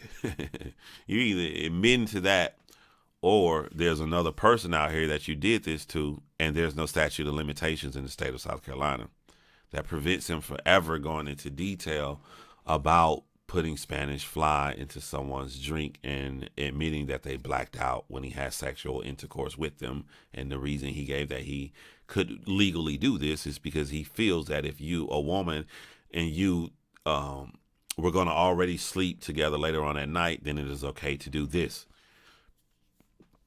All his words. You know what I'm saying? So like it's kind of a trap. So if I was his lawyer or if I was his publicist, the best thing I would do is try to let this die down, because remember, this died down a couple of years ago. Remember, the interview with Jessica was already out with Choke No Joke. Star already put out the report, and Charlamagne survived. So if I was his publicist, I would be teaching Charlamagne to not say nothing. But I think Charlamagne survived last time because I don't think people knew this. I don't think a lot of people knew about it. There's a whole different world of trying to do another television show or trying to put something out there. When this reaches the housewives, the everyday average woman who either went through something like this or had a friend who went through something like this, women of different races, of different ethnicities, when it's a different thing than the hip hop community, hearing the recording about the Spanish Fly, than the rest of the country hearing about the interview with a Spanish Fly. There's a total different ball game, and that's one of the reasons why I wanted to put this together and put it out there. I think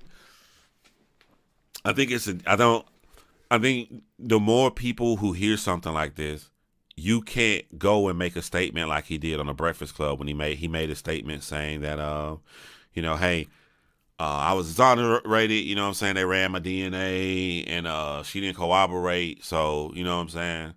Done deal. I don't think you can put out something that quick, in a situation like that. Spanish Fly interview is gross. One evening can ruin a life. He needs to be held accountable. Also, Spanish Fly saw the sex doors. I think it's a generic version of Spanish Fly, not the actual Spanish Fly like Bill Cosby used. I don't know that. I don't know, I don't know nothing. All I know is he said he put Spanish Fly in the girl's drink. His co-host asked him, if you knew you were going to already have sex with her later on, then why'd you do the Spanish Fly then? When it came out the first time, his version of events were in the forefront, and he also mocked the victim, Jessica. Right? I do not idolize not one person. When maybe my pets, they get corrected for acting out. Thanks for breaking down the CTG case. There are more diverse folks into the basketball world, Kwame Brown, than in the Breakfast Club hip hop world, diverse world. Yeah, I feel you. Yeah. She was sloppy drunk. She said she felt like she was drugged. She said she felt like somebody. This is what I'm saying when people don't like. I don't know. Maybe I hear shit differently. He says that he put something in the girl's drink. He said this years later. Jessica said she felt like her drink was spiked prior to this. What a coincidence. What a coincidence. She not riding the wave because she heard something. She said this before he did the interview with Andrew Schultz. What a coincidence. A man said he put Spanish Fly in a girl's drink. And another 15-year-old girl said she went to a party where he bought the alcohol and he gave her drink after he made her drink, and something was in her drink. Well, I mean, what a coincidence. That's all I'm saying. And then she fell, yeah. It's good to see people come together. We all know it's wrong and sickening. Police report says they were drunk off something they couldn't tell.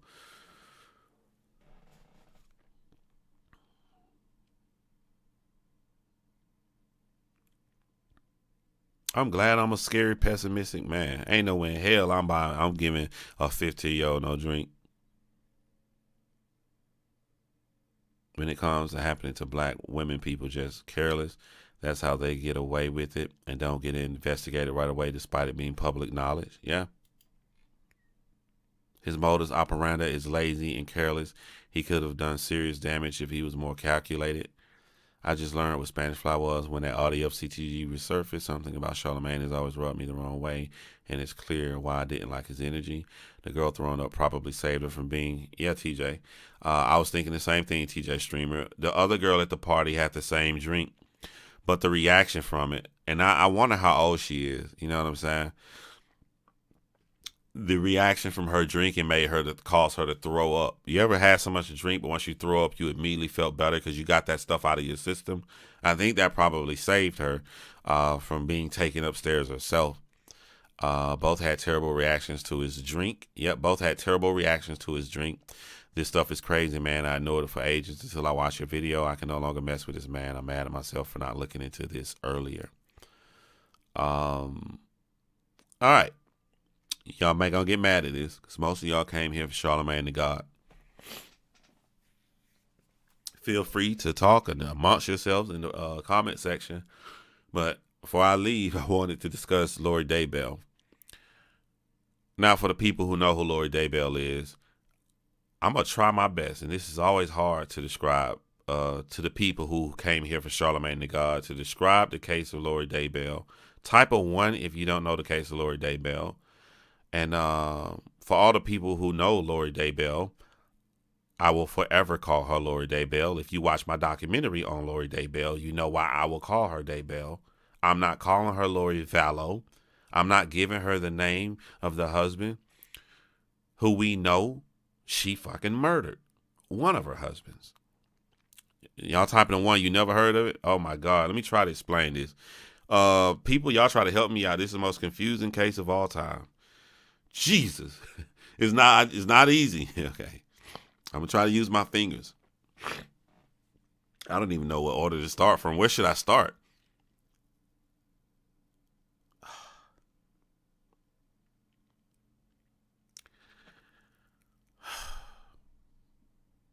I'm gonna jack this up trying to get it in order. A woman by the name of Lori Vallow was married to her husband, Charles Vallow. Is this the right place to start? This woman had a daughter from a previous marriage. She actually has an older son too, but just for this simplified version, she had a daughter. Charles is a super nice man who went with his wife to go adopt his sister's grandchild, his great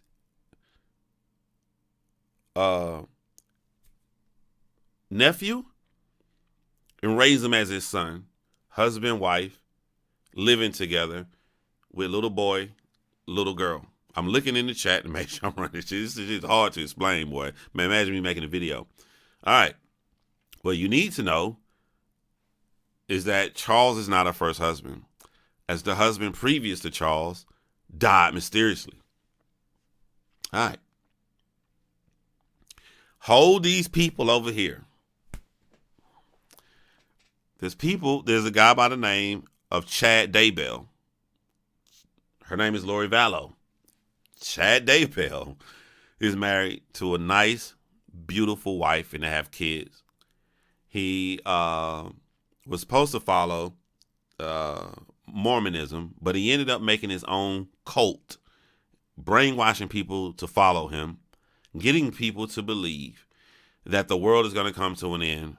And I can't remember the date. I think it was supposed to be June of last year or the June before the year before that, somewhere. But I got a whole documentary on this.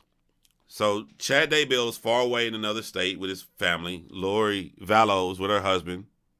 Lori Vallow started listening to the teachings of Chad Daybell, and she goes to meet him. He tells her she's got some special superpowers or whatever, and she tells him that her husband is a demon. Did he say her daughter? He went through a whole family telling her all who are demons or whatever. She believed in this. She buying this. So she goes back to her husband, and she's telling her husband all of this stuff, and he thinking his wife is whack crazy. Lori's brother is believing the teachings of Chad Daybell. He believes in some weirdo stuff too. So Lori starts sleeping with Chad Daybell. Make sure I'm getting it right. Her zombies, not demons. Yeah, zombies, not demons. So we got Charles over here, the good guy, her husband, who's divorcing her. They're separated. Charles go to her house one day to pick up his kids. Remember, he got custody of JJ, the little boy, and he can't see her daughter. Her daughter's 17. I can't remember JJ's age. Right? When he goes, Lori's brother kills her husband, who she separated from. He says it's self-defense. They claim that Charles ran at him back, so he's dead. So 2 of her husbands are dead. Now remember, so Lori Vallow is by herself. Lori Vallow by herself. And we got the cult dude way up here with an awesome, amazing wife. Lori, her niece, and her brother all move up to the state where the cult leader is at with the 2 kids. When they move up here to the state, Lori is looking online for engagement rings to Chad while Chad is still married.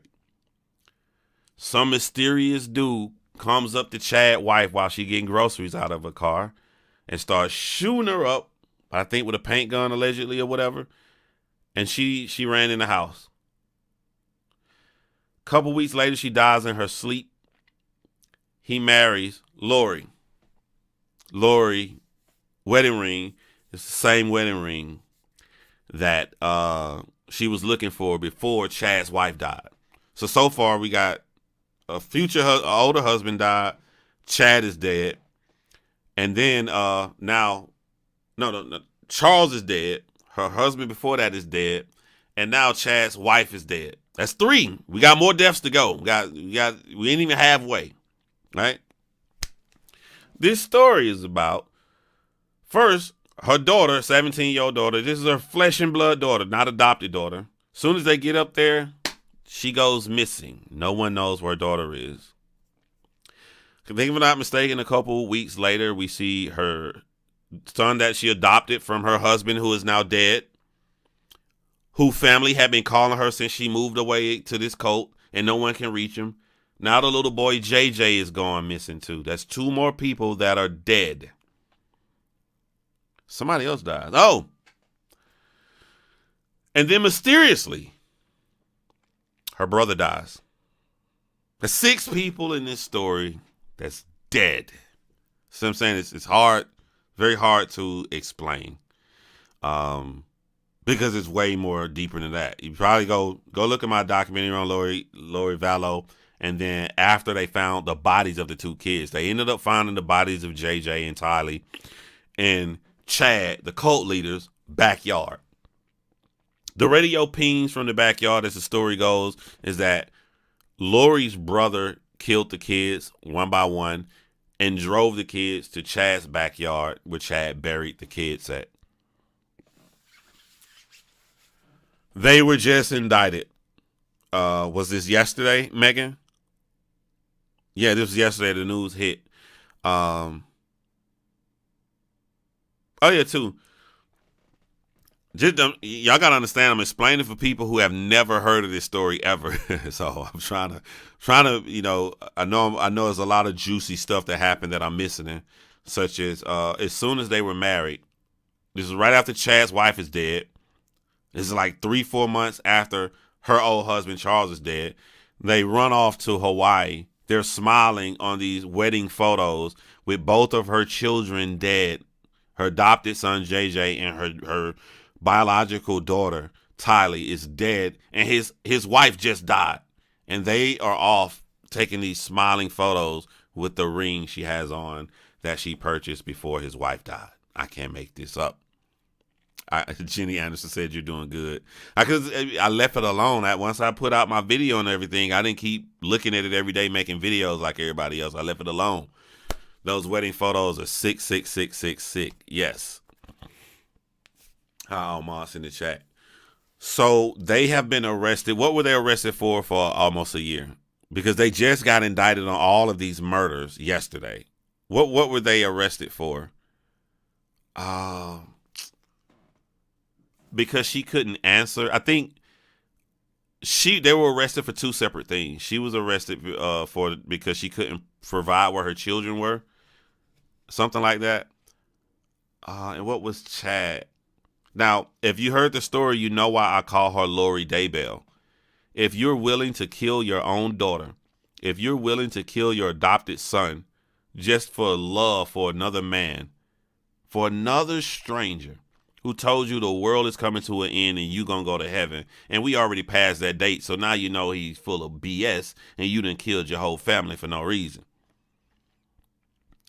I'm calling her Lori Daybell because she deserves to have the last name of the idiot that helped her murder her children and threw her entire life away. You don't deserve to carry the last name of Charles Vallow. You've had a good man and you killed him. You had your brother kill him too. You don't deserve that. Now, if you guys go research this case, everybody in the world is calling her Lori Vallow because people like to stick to the name that they first hear. I don't know, laziness or whatever. But if she married him, her name is Lori Daybell. What was Chad Daybell arrested for at first? But they've been in prison or in jail awaiting trial on lesser charges. Grand theft was the charge they gave her. Yeah, she doesn't deserve the name Vallow. She doesn't. And so yesterday, if you followed the case like everybody else have, to know that so many people died in one case. Typically, it's a easy case to explain because maybe somebody want to marry somebody else, so they kill the wife. You never seen two married people both off their fucking spouses and the kids. And the hitman, her brother killed her two children, so he can't testify because her brother mysteriously died too. This is crazy, man. This is like the craziest shit ever. Like, if you would have wrote this in a movie, my critique of that movie would have been, this movie is stupid because this is realistic and this will never happen in real life. Too many people died. This is some stupid, it's so left field. I would never believe that this happened for real. Chad's first arrest was concealment of dead bodies. Yeah. Yeah, so this has been a really, really famous big case. What were all the charges? I skimmed through. I know my mod sent me the paperwork. I didn't really read all of it yesterday. I saw that they were charged with the murder of his wife and the murder of both children. Were there any other charges? So at least you got 3 of 6 people who died. At least we got 3 charges I know of. And I guess my conclusion from all of this is VP5. So happy to found this channel. Thank you, VP. Appreciate this. They got them on insurance fraud. Yeah, insurance. So that's gonna pass some numbers on, some years on. Is there a death sentence in the state of Utah? The 3 only. Oh, so they got those 3 only: fraud, conspiracy. So just little stuff they gonna pad on, but the murders are just 3, right?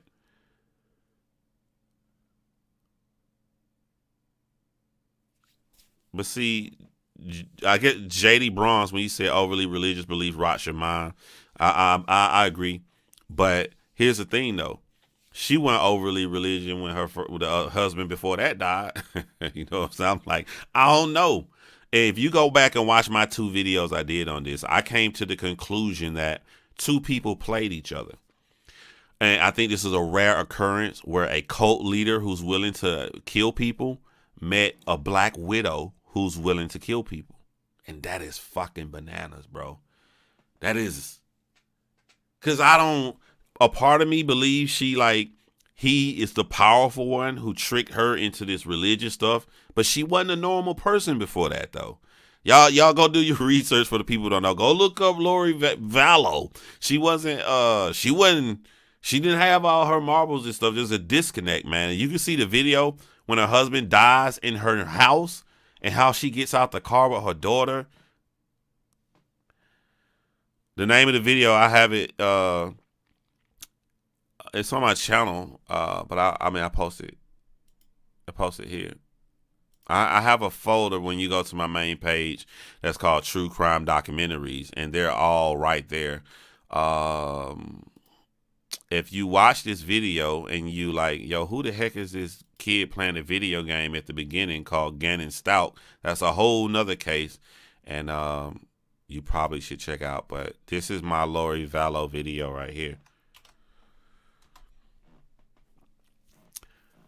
So I think that two con artists met and fell in love.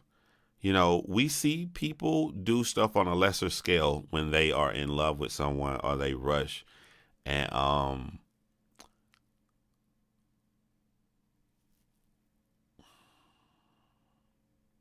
I just think that certain things have to be in place first, that we don't want to, I don't want to look at somebody as a normal person. This is a normal person who fell in love with a religious person and then did things she didn't want to do.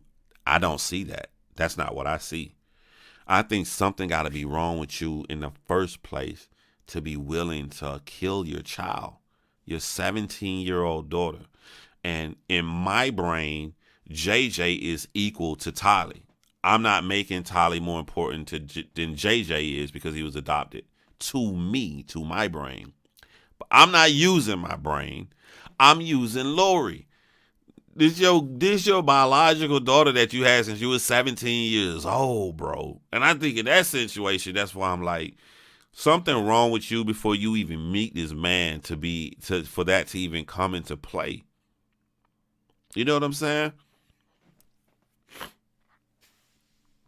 Catherine, all the videos on this channel, you nailed that one. Yeah, I honestly think only Chad was in lust. Yeah, Chad was in lust, and Chad became, was feeding off power. He was making all of these stupid books that people were buying.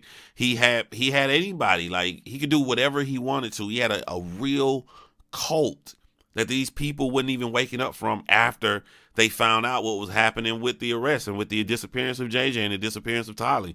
People were still following this guy, and you start to believe your own shit. They manipulated each other. She was in her mother's emotional care. I completely agree. Also, they were clearly codependent. Yeah, Lori had a lifetime of using men, including her brother. They are at John crimes. Yes, yeah. The grandparents would have had that poor lad back, which I gotta speak to. I gotta speak to Crusher. I had Charles Vallow's niece on my channel, and we became friends and talk on Facebook. I know she's ecstatic right now. I may, if she probably gonna do it.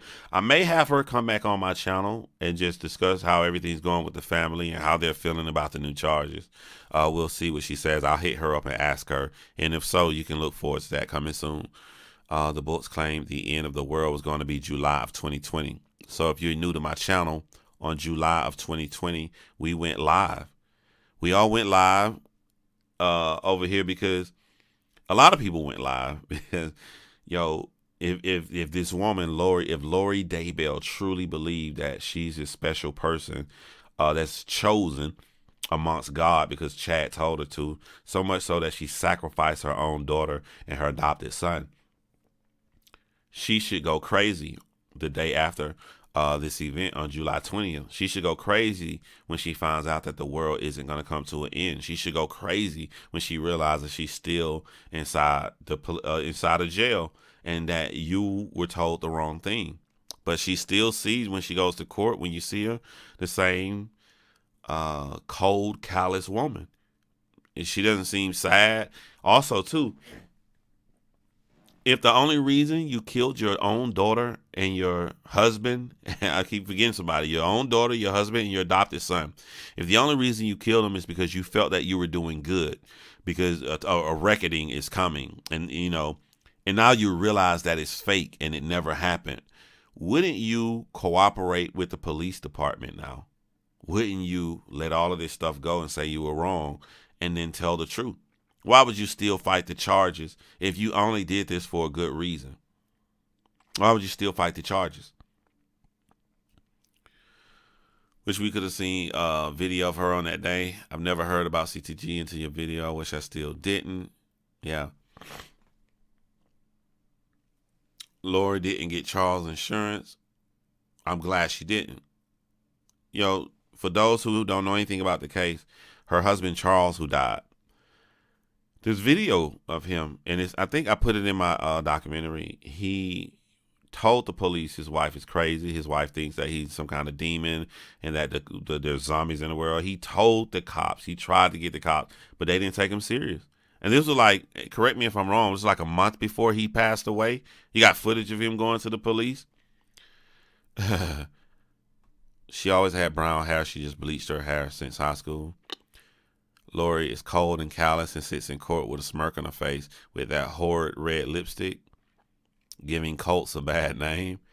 I would like to ask her now what the world didn't end. Why, Lori? Yeah. The reason, Lori, what I'm saying is typically a cult leader would get a foolish person who's dumb and just blindly follow them. I don't believe that happened.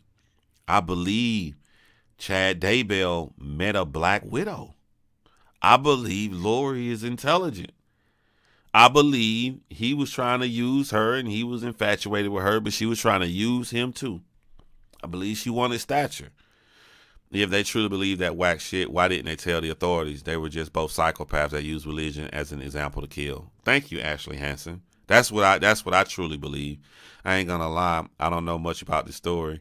If she was still fitting charges, she might just be straight up psychotic and mentally unstable. Yeah. Lori was smarter than his average wife from another life. Yeah. They were a match made in hell. Yeah, I just think out of all the true crime stories you get, and I don't do it, but I can understand why people would just sit there and cover this story every single day. I don't think you're going to find a story like this in a long time. You're not going to find a story like this where 5 people lost their life, one prior to this incident, making it 6 people, but 5 people in this incident losing their life. You're not going to have a story where 2 killers meet each other. I don't know. Even if we threw all that away, I don't even know if another story where 2 people were married and both of them killed their spouses. I don't even know that much. It's a never-ending story of madness. Brothers and sisters, we can drop the God word from CTG and change it to evil. So many false prophets have predicted the world ending, and for them, it's never a good ending. Yeah. Black Willow to the fullest. Right, John? Yeah. Move household stuff, cancel bank accounts with $30K, stolen CV truck from the airport. All in video to new people following. Well, I didn't know about the stolen CV truck from the airport. Definitely a black widow. Who knows after this? That's messed up, Danielle Reamer. Who knows after this pandemic? They used it to justify 2 narcissists meet. Okay, to the new people who don't know anything about the case, this isn't an easy case to try, though. And I'm being careful with my words because I did not keep up with it. And maybe for the people who reported on this every day, they have new evidence. But if you got to look at the timeline, right? Let me show you why this is a very hard case and Lori could get off. Lori Daybell could get off. Lori Daybell did not kill her husband. Her brother admitted to killing her husband. And her brother, there was no witnesses there, just he and her husband there. And he said it was self-defense. He lied. Well, I think he lied, but I don't know. He said that her husband ran to him on the back. He shot him in the chest with a gun. Charles was only there to pick up his kids. That's it. He was just there to pick that. You know what I'm saying? He came in like he didn't come there with a bat in his hand. But that can get Lori off, right? She can get off on that. And I think that's why they didn't charge for that murder. I think that's why they only charged for Chad's wife. Now, Chad's wife went to sleep and woke up, and she was dead. Right after some mysterious person tried to kill him. You know what I'm saying? Right after he's planning a wedding with Lori. His wife just woke up, his wife dead. So even if you find out that Chad killed his wife, that has nothing to do with Lori. That leaves the 2 children. JJ last seen on a video on a Ring doorbell playing happily outside. And he goes missing and he turns up in Chad's backyard. Tylee last seen at what's that national place called? I see. So I think what Megan is saying, they're adding the conspiracy on there to still get life in prison or death. That's what they're going to have to get her on. They're going to have to get her on conspiracy because there's a way out that Lori's lawyer can say she hasn't killed anybody. Yellowstone. So the daughter Tylee was last seen at Yellowstone. I'm referring to my chat because the people who follow me, they follow true crime and they didn't look up this case. They know this case inside and out. So if you look at each murder, there's a way that Lori Daybell can get off on all of them. But when you look at this as a whole, and you look at the purchasing of the rings before his wife died, when you look at everything as it tells a story, I think it's going to be really hard for Lori to get away with conspiracy. But I guess the problem with this is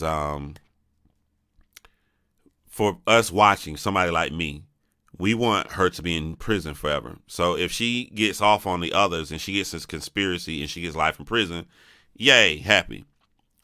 But if you're JJ's grandparents, you want that stamp of her being guilty of killing JJ in particular. You want that stamp if you are the relatives of JJ and the relatives of Tylee.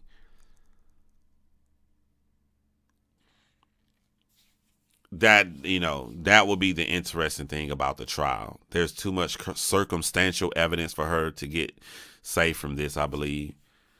Brunch Mom. So there's two ways I answer stuff. For me, my brain, there's way too much circumstantial evidence. She would be found guilty if I was a juror. But then I have to answer this question by looking at 12 average Americans, and I've seen some people have some crazy ass brains. I've seen some crazy people in my day. I've seen some people with no common sense. I've seen some ignorant people. I've seen some people that don't believe in circumstances. They look at only hardcore evidence and they'll say, well, Chad was obsessed with her, so he went and killed all the kids and did all this stuff. Laura's an innocent victim. He got her to go to this cult thing. She's so innocent. That, you know what I'm saying? We all watch Casey Anthony get off. Yep, so two ways I answer question. For me, guilty, too much circumstantial evidence. 12 random jurors, I don't know. We're going to have to wait and see. We're going to have to wait and see. But I think Chad is toast. I think Chad will definitely be found. Let me ask y'all something. Are they trying them together? Like one trial, both of them sitting together? Or are they trying them separate? Thank God Kay Woodcock called to get help to find JJ, or they might have gotten away with it all. Yep. I'm saying I don't think they would have announced these new charges if they weren't positive and they did not have the evidence they needed. Yeah, I feel you, Brunch Mom. Lori's attorney is an idiot. He is no Jose. Lori is done. Maybe Melanie Gibb too. Wait, what do you mean? Did Melanie get charged? Oh man, I don't feel like explaining who Melanie, because people who don't know about the case are like, hold on, bro, who is Melanie Gibb? I told you this case crazy. Look, bro, I'm not gonna explain. Watch my documentary. The attorneys will file to have it separate. They're doing it separately. Joint trial, but Chad has requested separation. Do you think separation helps Chad?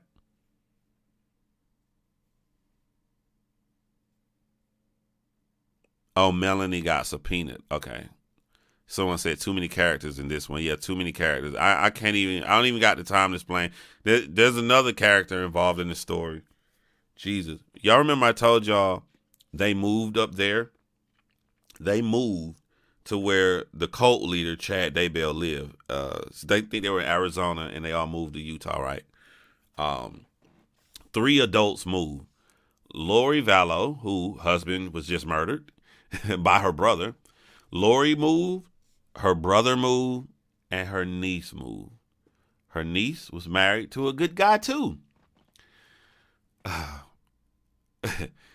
Her niece's husband, Melanie's husband, There was an attempt on his life. All three of them went up there, and all three of them were married within what? They moved up there, what, late August? All three of them were married by November. Her brother got married, and then he died. We don't know how he died. He just died. It's a crazy-ass fucking case. Lori moved up there, married a man whose wife just died. Just died.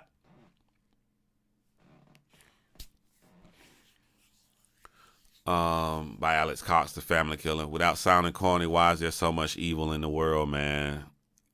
Before I started doing true crime, I thought it was stupid that people was trying to commit murder so much because it's just your one dumb brain going against trained veterans who have been doing this over and over again, and you have to be 100%. If you're 99%, then you're done. You're going to go to prison. I thought it was stupid. But the more I've done this, the more cases I've done, as we talked about the case prior to this, I see so many ways that regular people get away with murder. Not geniuses, not people with a thought out plan, just random. Like all the cases I'm covering right now, the documentaries I'm doing now, like they're unsolved. You know, Brittany Shank, unsolved. Karen Bodine, unsolved. It's just regular people. Just walk down the street. Nobody know what happened to them. So I see why people are trying to do stuff, because you can get away with it. And it's sad to say that out loud, but it's true. Lori and her husband, Chad Daybell, have been in jail this entire time. I think it's been over a year. They've just been in prison on super small charges. Just smaller charges. Like literally yesterday, they finally just got charged for murder. And it's still no hardcore concrete evidence to say that they murdered anybody. Unless something new came up, there's no hardcore evidence. It's all just circumstantial to say that Chad killed his wife. Lori didn't kill her husband. Her brother killed her husband for her. There's no hardcore evidence to say that John, they ordered their wedding ring while Tabby was still alive also. I know, I mentioned that, and I put that in my documentary. But that's still circumstantial. I mean, that's enough for me to be like, yo, these motherfuckers, we talking about 12 people, 12 jurors. All these people died, and and I keep looking at my chat to see if somebody gonna type something new since I stopped looking at the case. There's no hardcore evidence to put these two to it. And there's a way that their lawyers can try to blame their brother for all of this. There's a show on Netflix called How to Get Away with Murder, teaching how to get away with murder. Wow.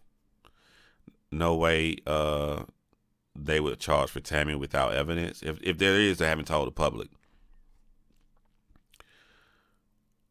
The law has a lot of loopholes, and some departments are underfunded. The craziest thing I've seen is detectives knowing somebody is the killer but not having enough evidence. Yep.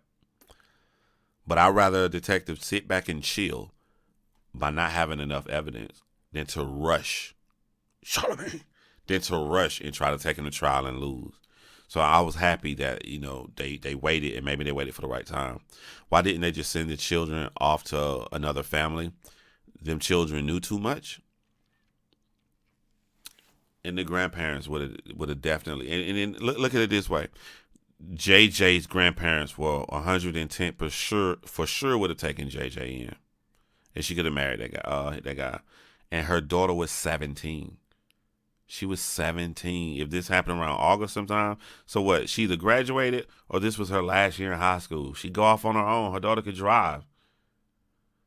She'd go off on her own. And then you didn't, you didn't need to do this to be with this guy. Except for, there she go. We didn't talk up her name. We didn't talk up Cresha's name. I was just talking about you, Cresha. This is Charles Vallow's niece I was talking about. I was just going to say I was going to contact you and see would you like to come up and talk again. Happy birthday to my nephew JJ yesterday. They did it on JJ's birthday. Was too emotional yesterday with everything going on. I don't blame you, Cresha. Definitely don't blame you at all. I don't even know how to ask this, but how is everybody? How is the family? How is your mother? Did Lori have life insurance on the kids? I don't know. Tylee was murdered 3 weeks shy of her 17th birthday. Senseless. There was no reason to do that.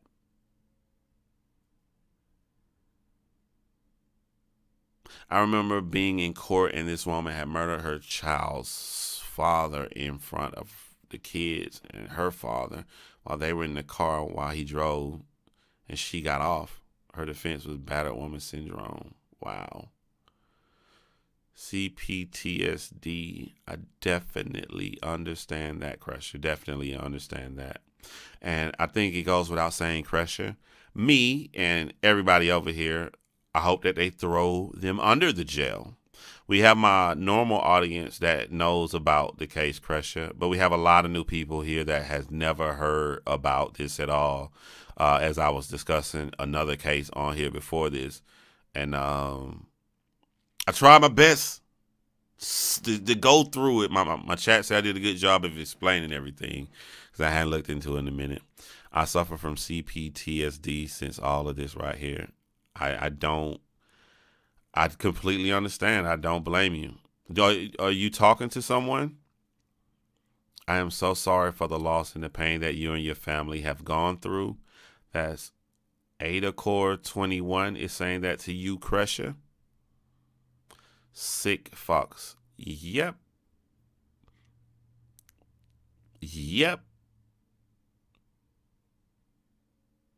It's the only case I go back and forth. At one moment, I'm for certain that Chad is the mastermind. Then I like, no. The next moment, I'm for certain Lori Daybell is the mastermind.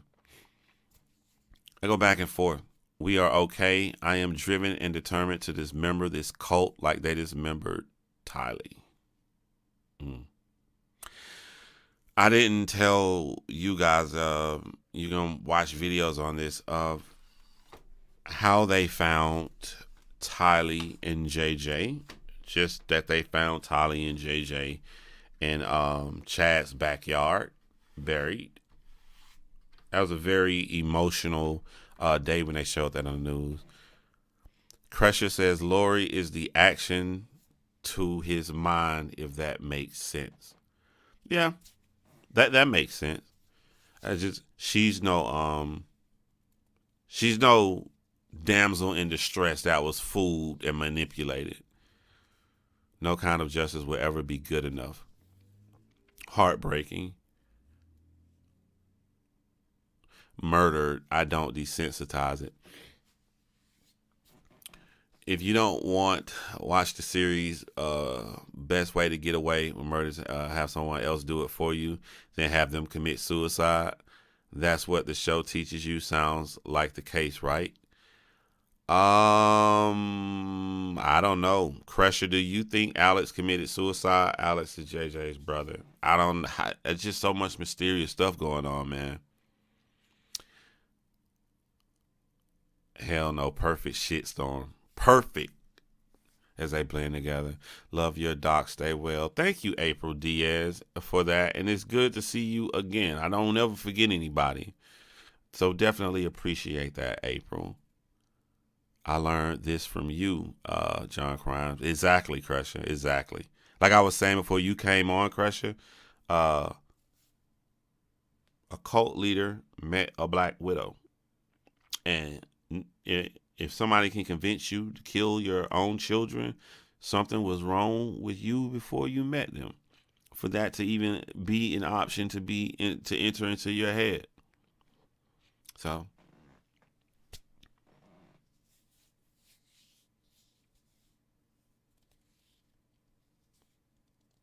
Big hugs, Crusher. Y'all are in our hearts and thoughts through all of this. Yeah. Like, I don't know, man. I had literally just said, yo, I need to hit up Crusher and talk to her, see if she okay and everything. She come on and talk. And boom, you popped up right in the chat. The word murder has the same impact and weight to it as it did when this first happened. Yep. The devil is in the details.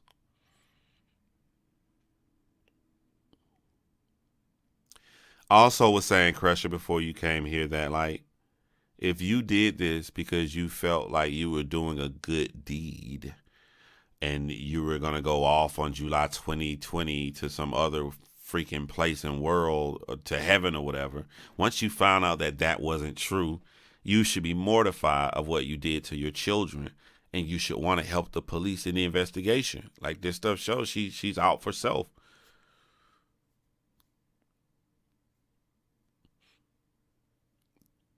Think they both planted seeds in each other's mind.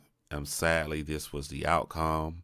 Things in common, murder and greed. Was there a life insurance policy on the children? I know there was one on Charles. I started the channel to use as a platform for my family. Difficult research. Are you saying the research is difficult, or are you saying that that's the channel's name? Because you know I will plug your channel, Crusher. Is it the channel you're on now, your name, Crusher, or is it difficult research, or is it something else? I don't expect a fucking thing from her because she don't mean it.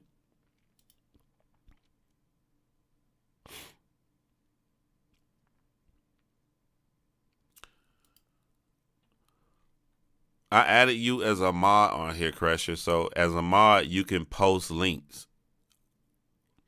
It won't get flagged or anything. It'll go through. So if you post a link of any way that we can support you or your family or your new platform that you're using, post away, and we'll make sure we get everybody to follow.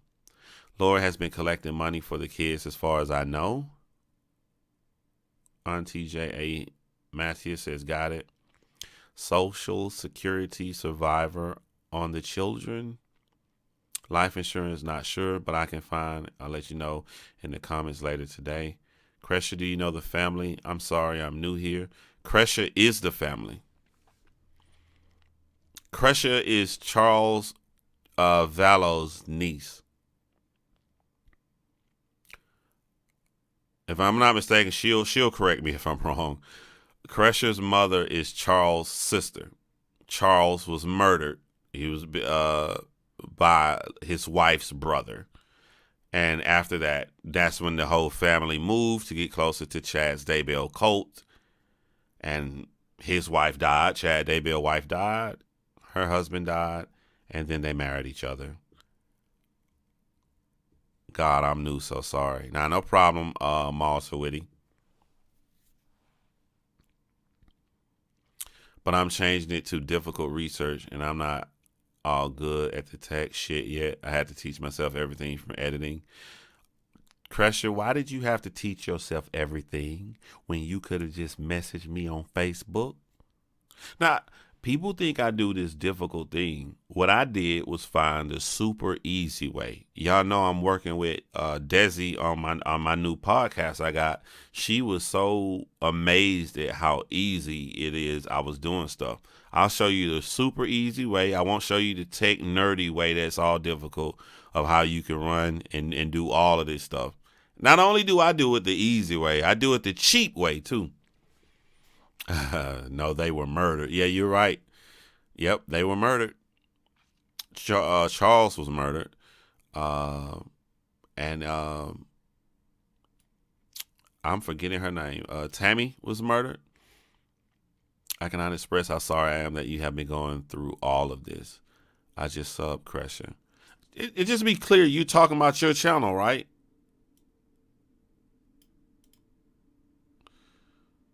Has my mod posted it in here? Just want to make sure. Okay. And I'll show you how. Do you know how to change the name? I can show you. I'll show you how to change the name.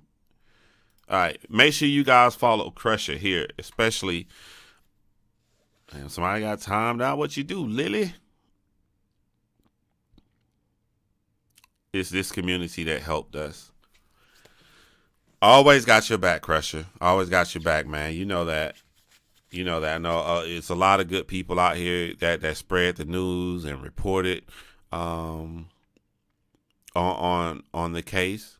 It's under my name now. So I put the link to her channel. I want you guys to make sure you go and subscribe, and then I'll pin the link to her channel when this live goes up on my channel. Was this all over the news in the U.S. again? I'm from UK. Yeah, Malta Witty. This was all over the news. This was probably the most popular. What would it be the most popular case in 2020? This would have been, I don't know, either this case or JJ Stout. But this was up there. Those were the two popular ones off my head in 2020. I'll get to that point and help others. I've got lots of changing to do. For real, Crusher, hit me up. I'll show you how to do all of this stuff the super easy way. This case was it in Ghana. Yeah, these were the two biggest cases of 2020. DJ, thank you for the support. As DJ asked, did Crusher's family feel caution of Lori before that happened? One of the things I never told you all the new people here who never heard of this case, is how many times Lori had been married. And the reason I didn't tell y'all is because I forgot the exact number. Guys, Megan, Crusher, how many times have Lori been married? I dead ass forgot. I used my Uncle Charles quote, love always wins. Always.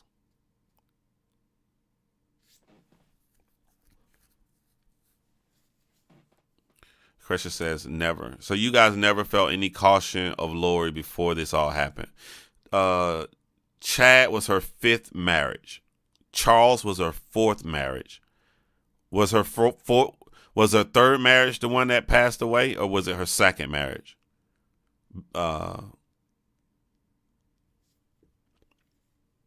believe Chad is husband number 5. I believe Lori and Chad were in lust, not love. Yeah. No life, and Crusher said no life insurance on the children. It was just on Charles. Thank you so much, Megan. Don't know how that happened.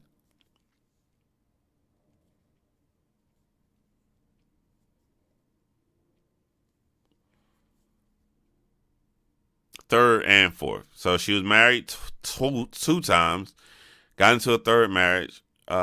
He passed away, and 4th, murdered her husband via her brother, and 5th marriage in prison, where he will spend the rest of his life.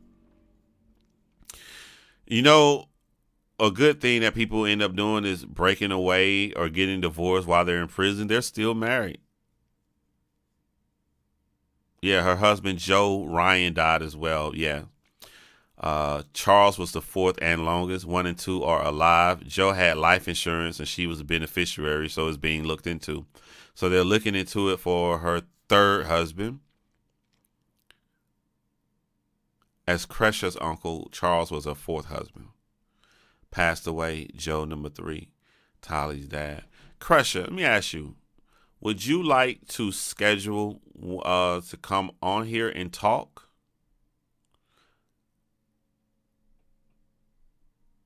And girl, you've been doing good on your channel.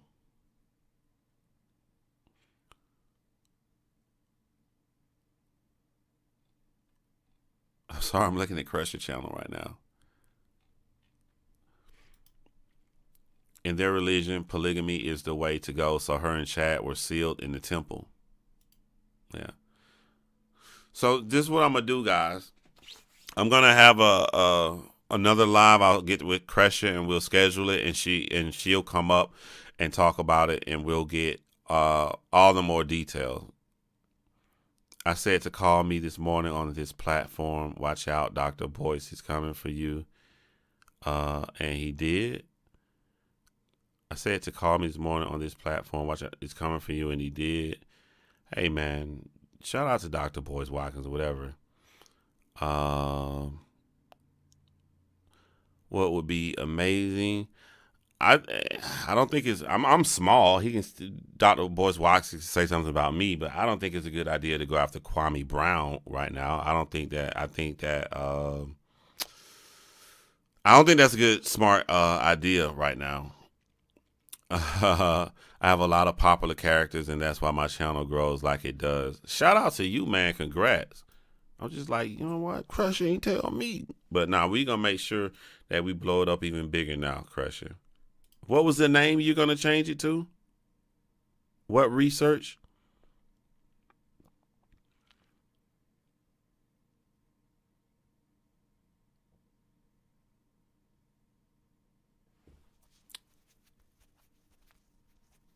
She was also quote unquote married to the prophet Moroni. Who is that? You know what I found crazy? What is Crush's channel? This is difficult research. This is Crush's channel right here. Man, what was I gonna say? Okay, yeah, I found it difficult that when everybody and their mama was looking into this information on Lori Daybell, and remember I told y'all I call her Lori Daybell because she don't deserve the last name of Vallow. I bet you Crusher agrees with me. I thought it was weird that it was hard to find information on her first husband. Sending all love to Crusher and the family. Thank you, Robin.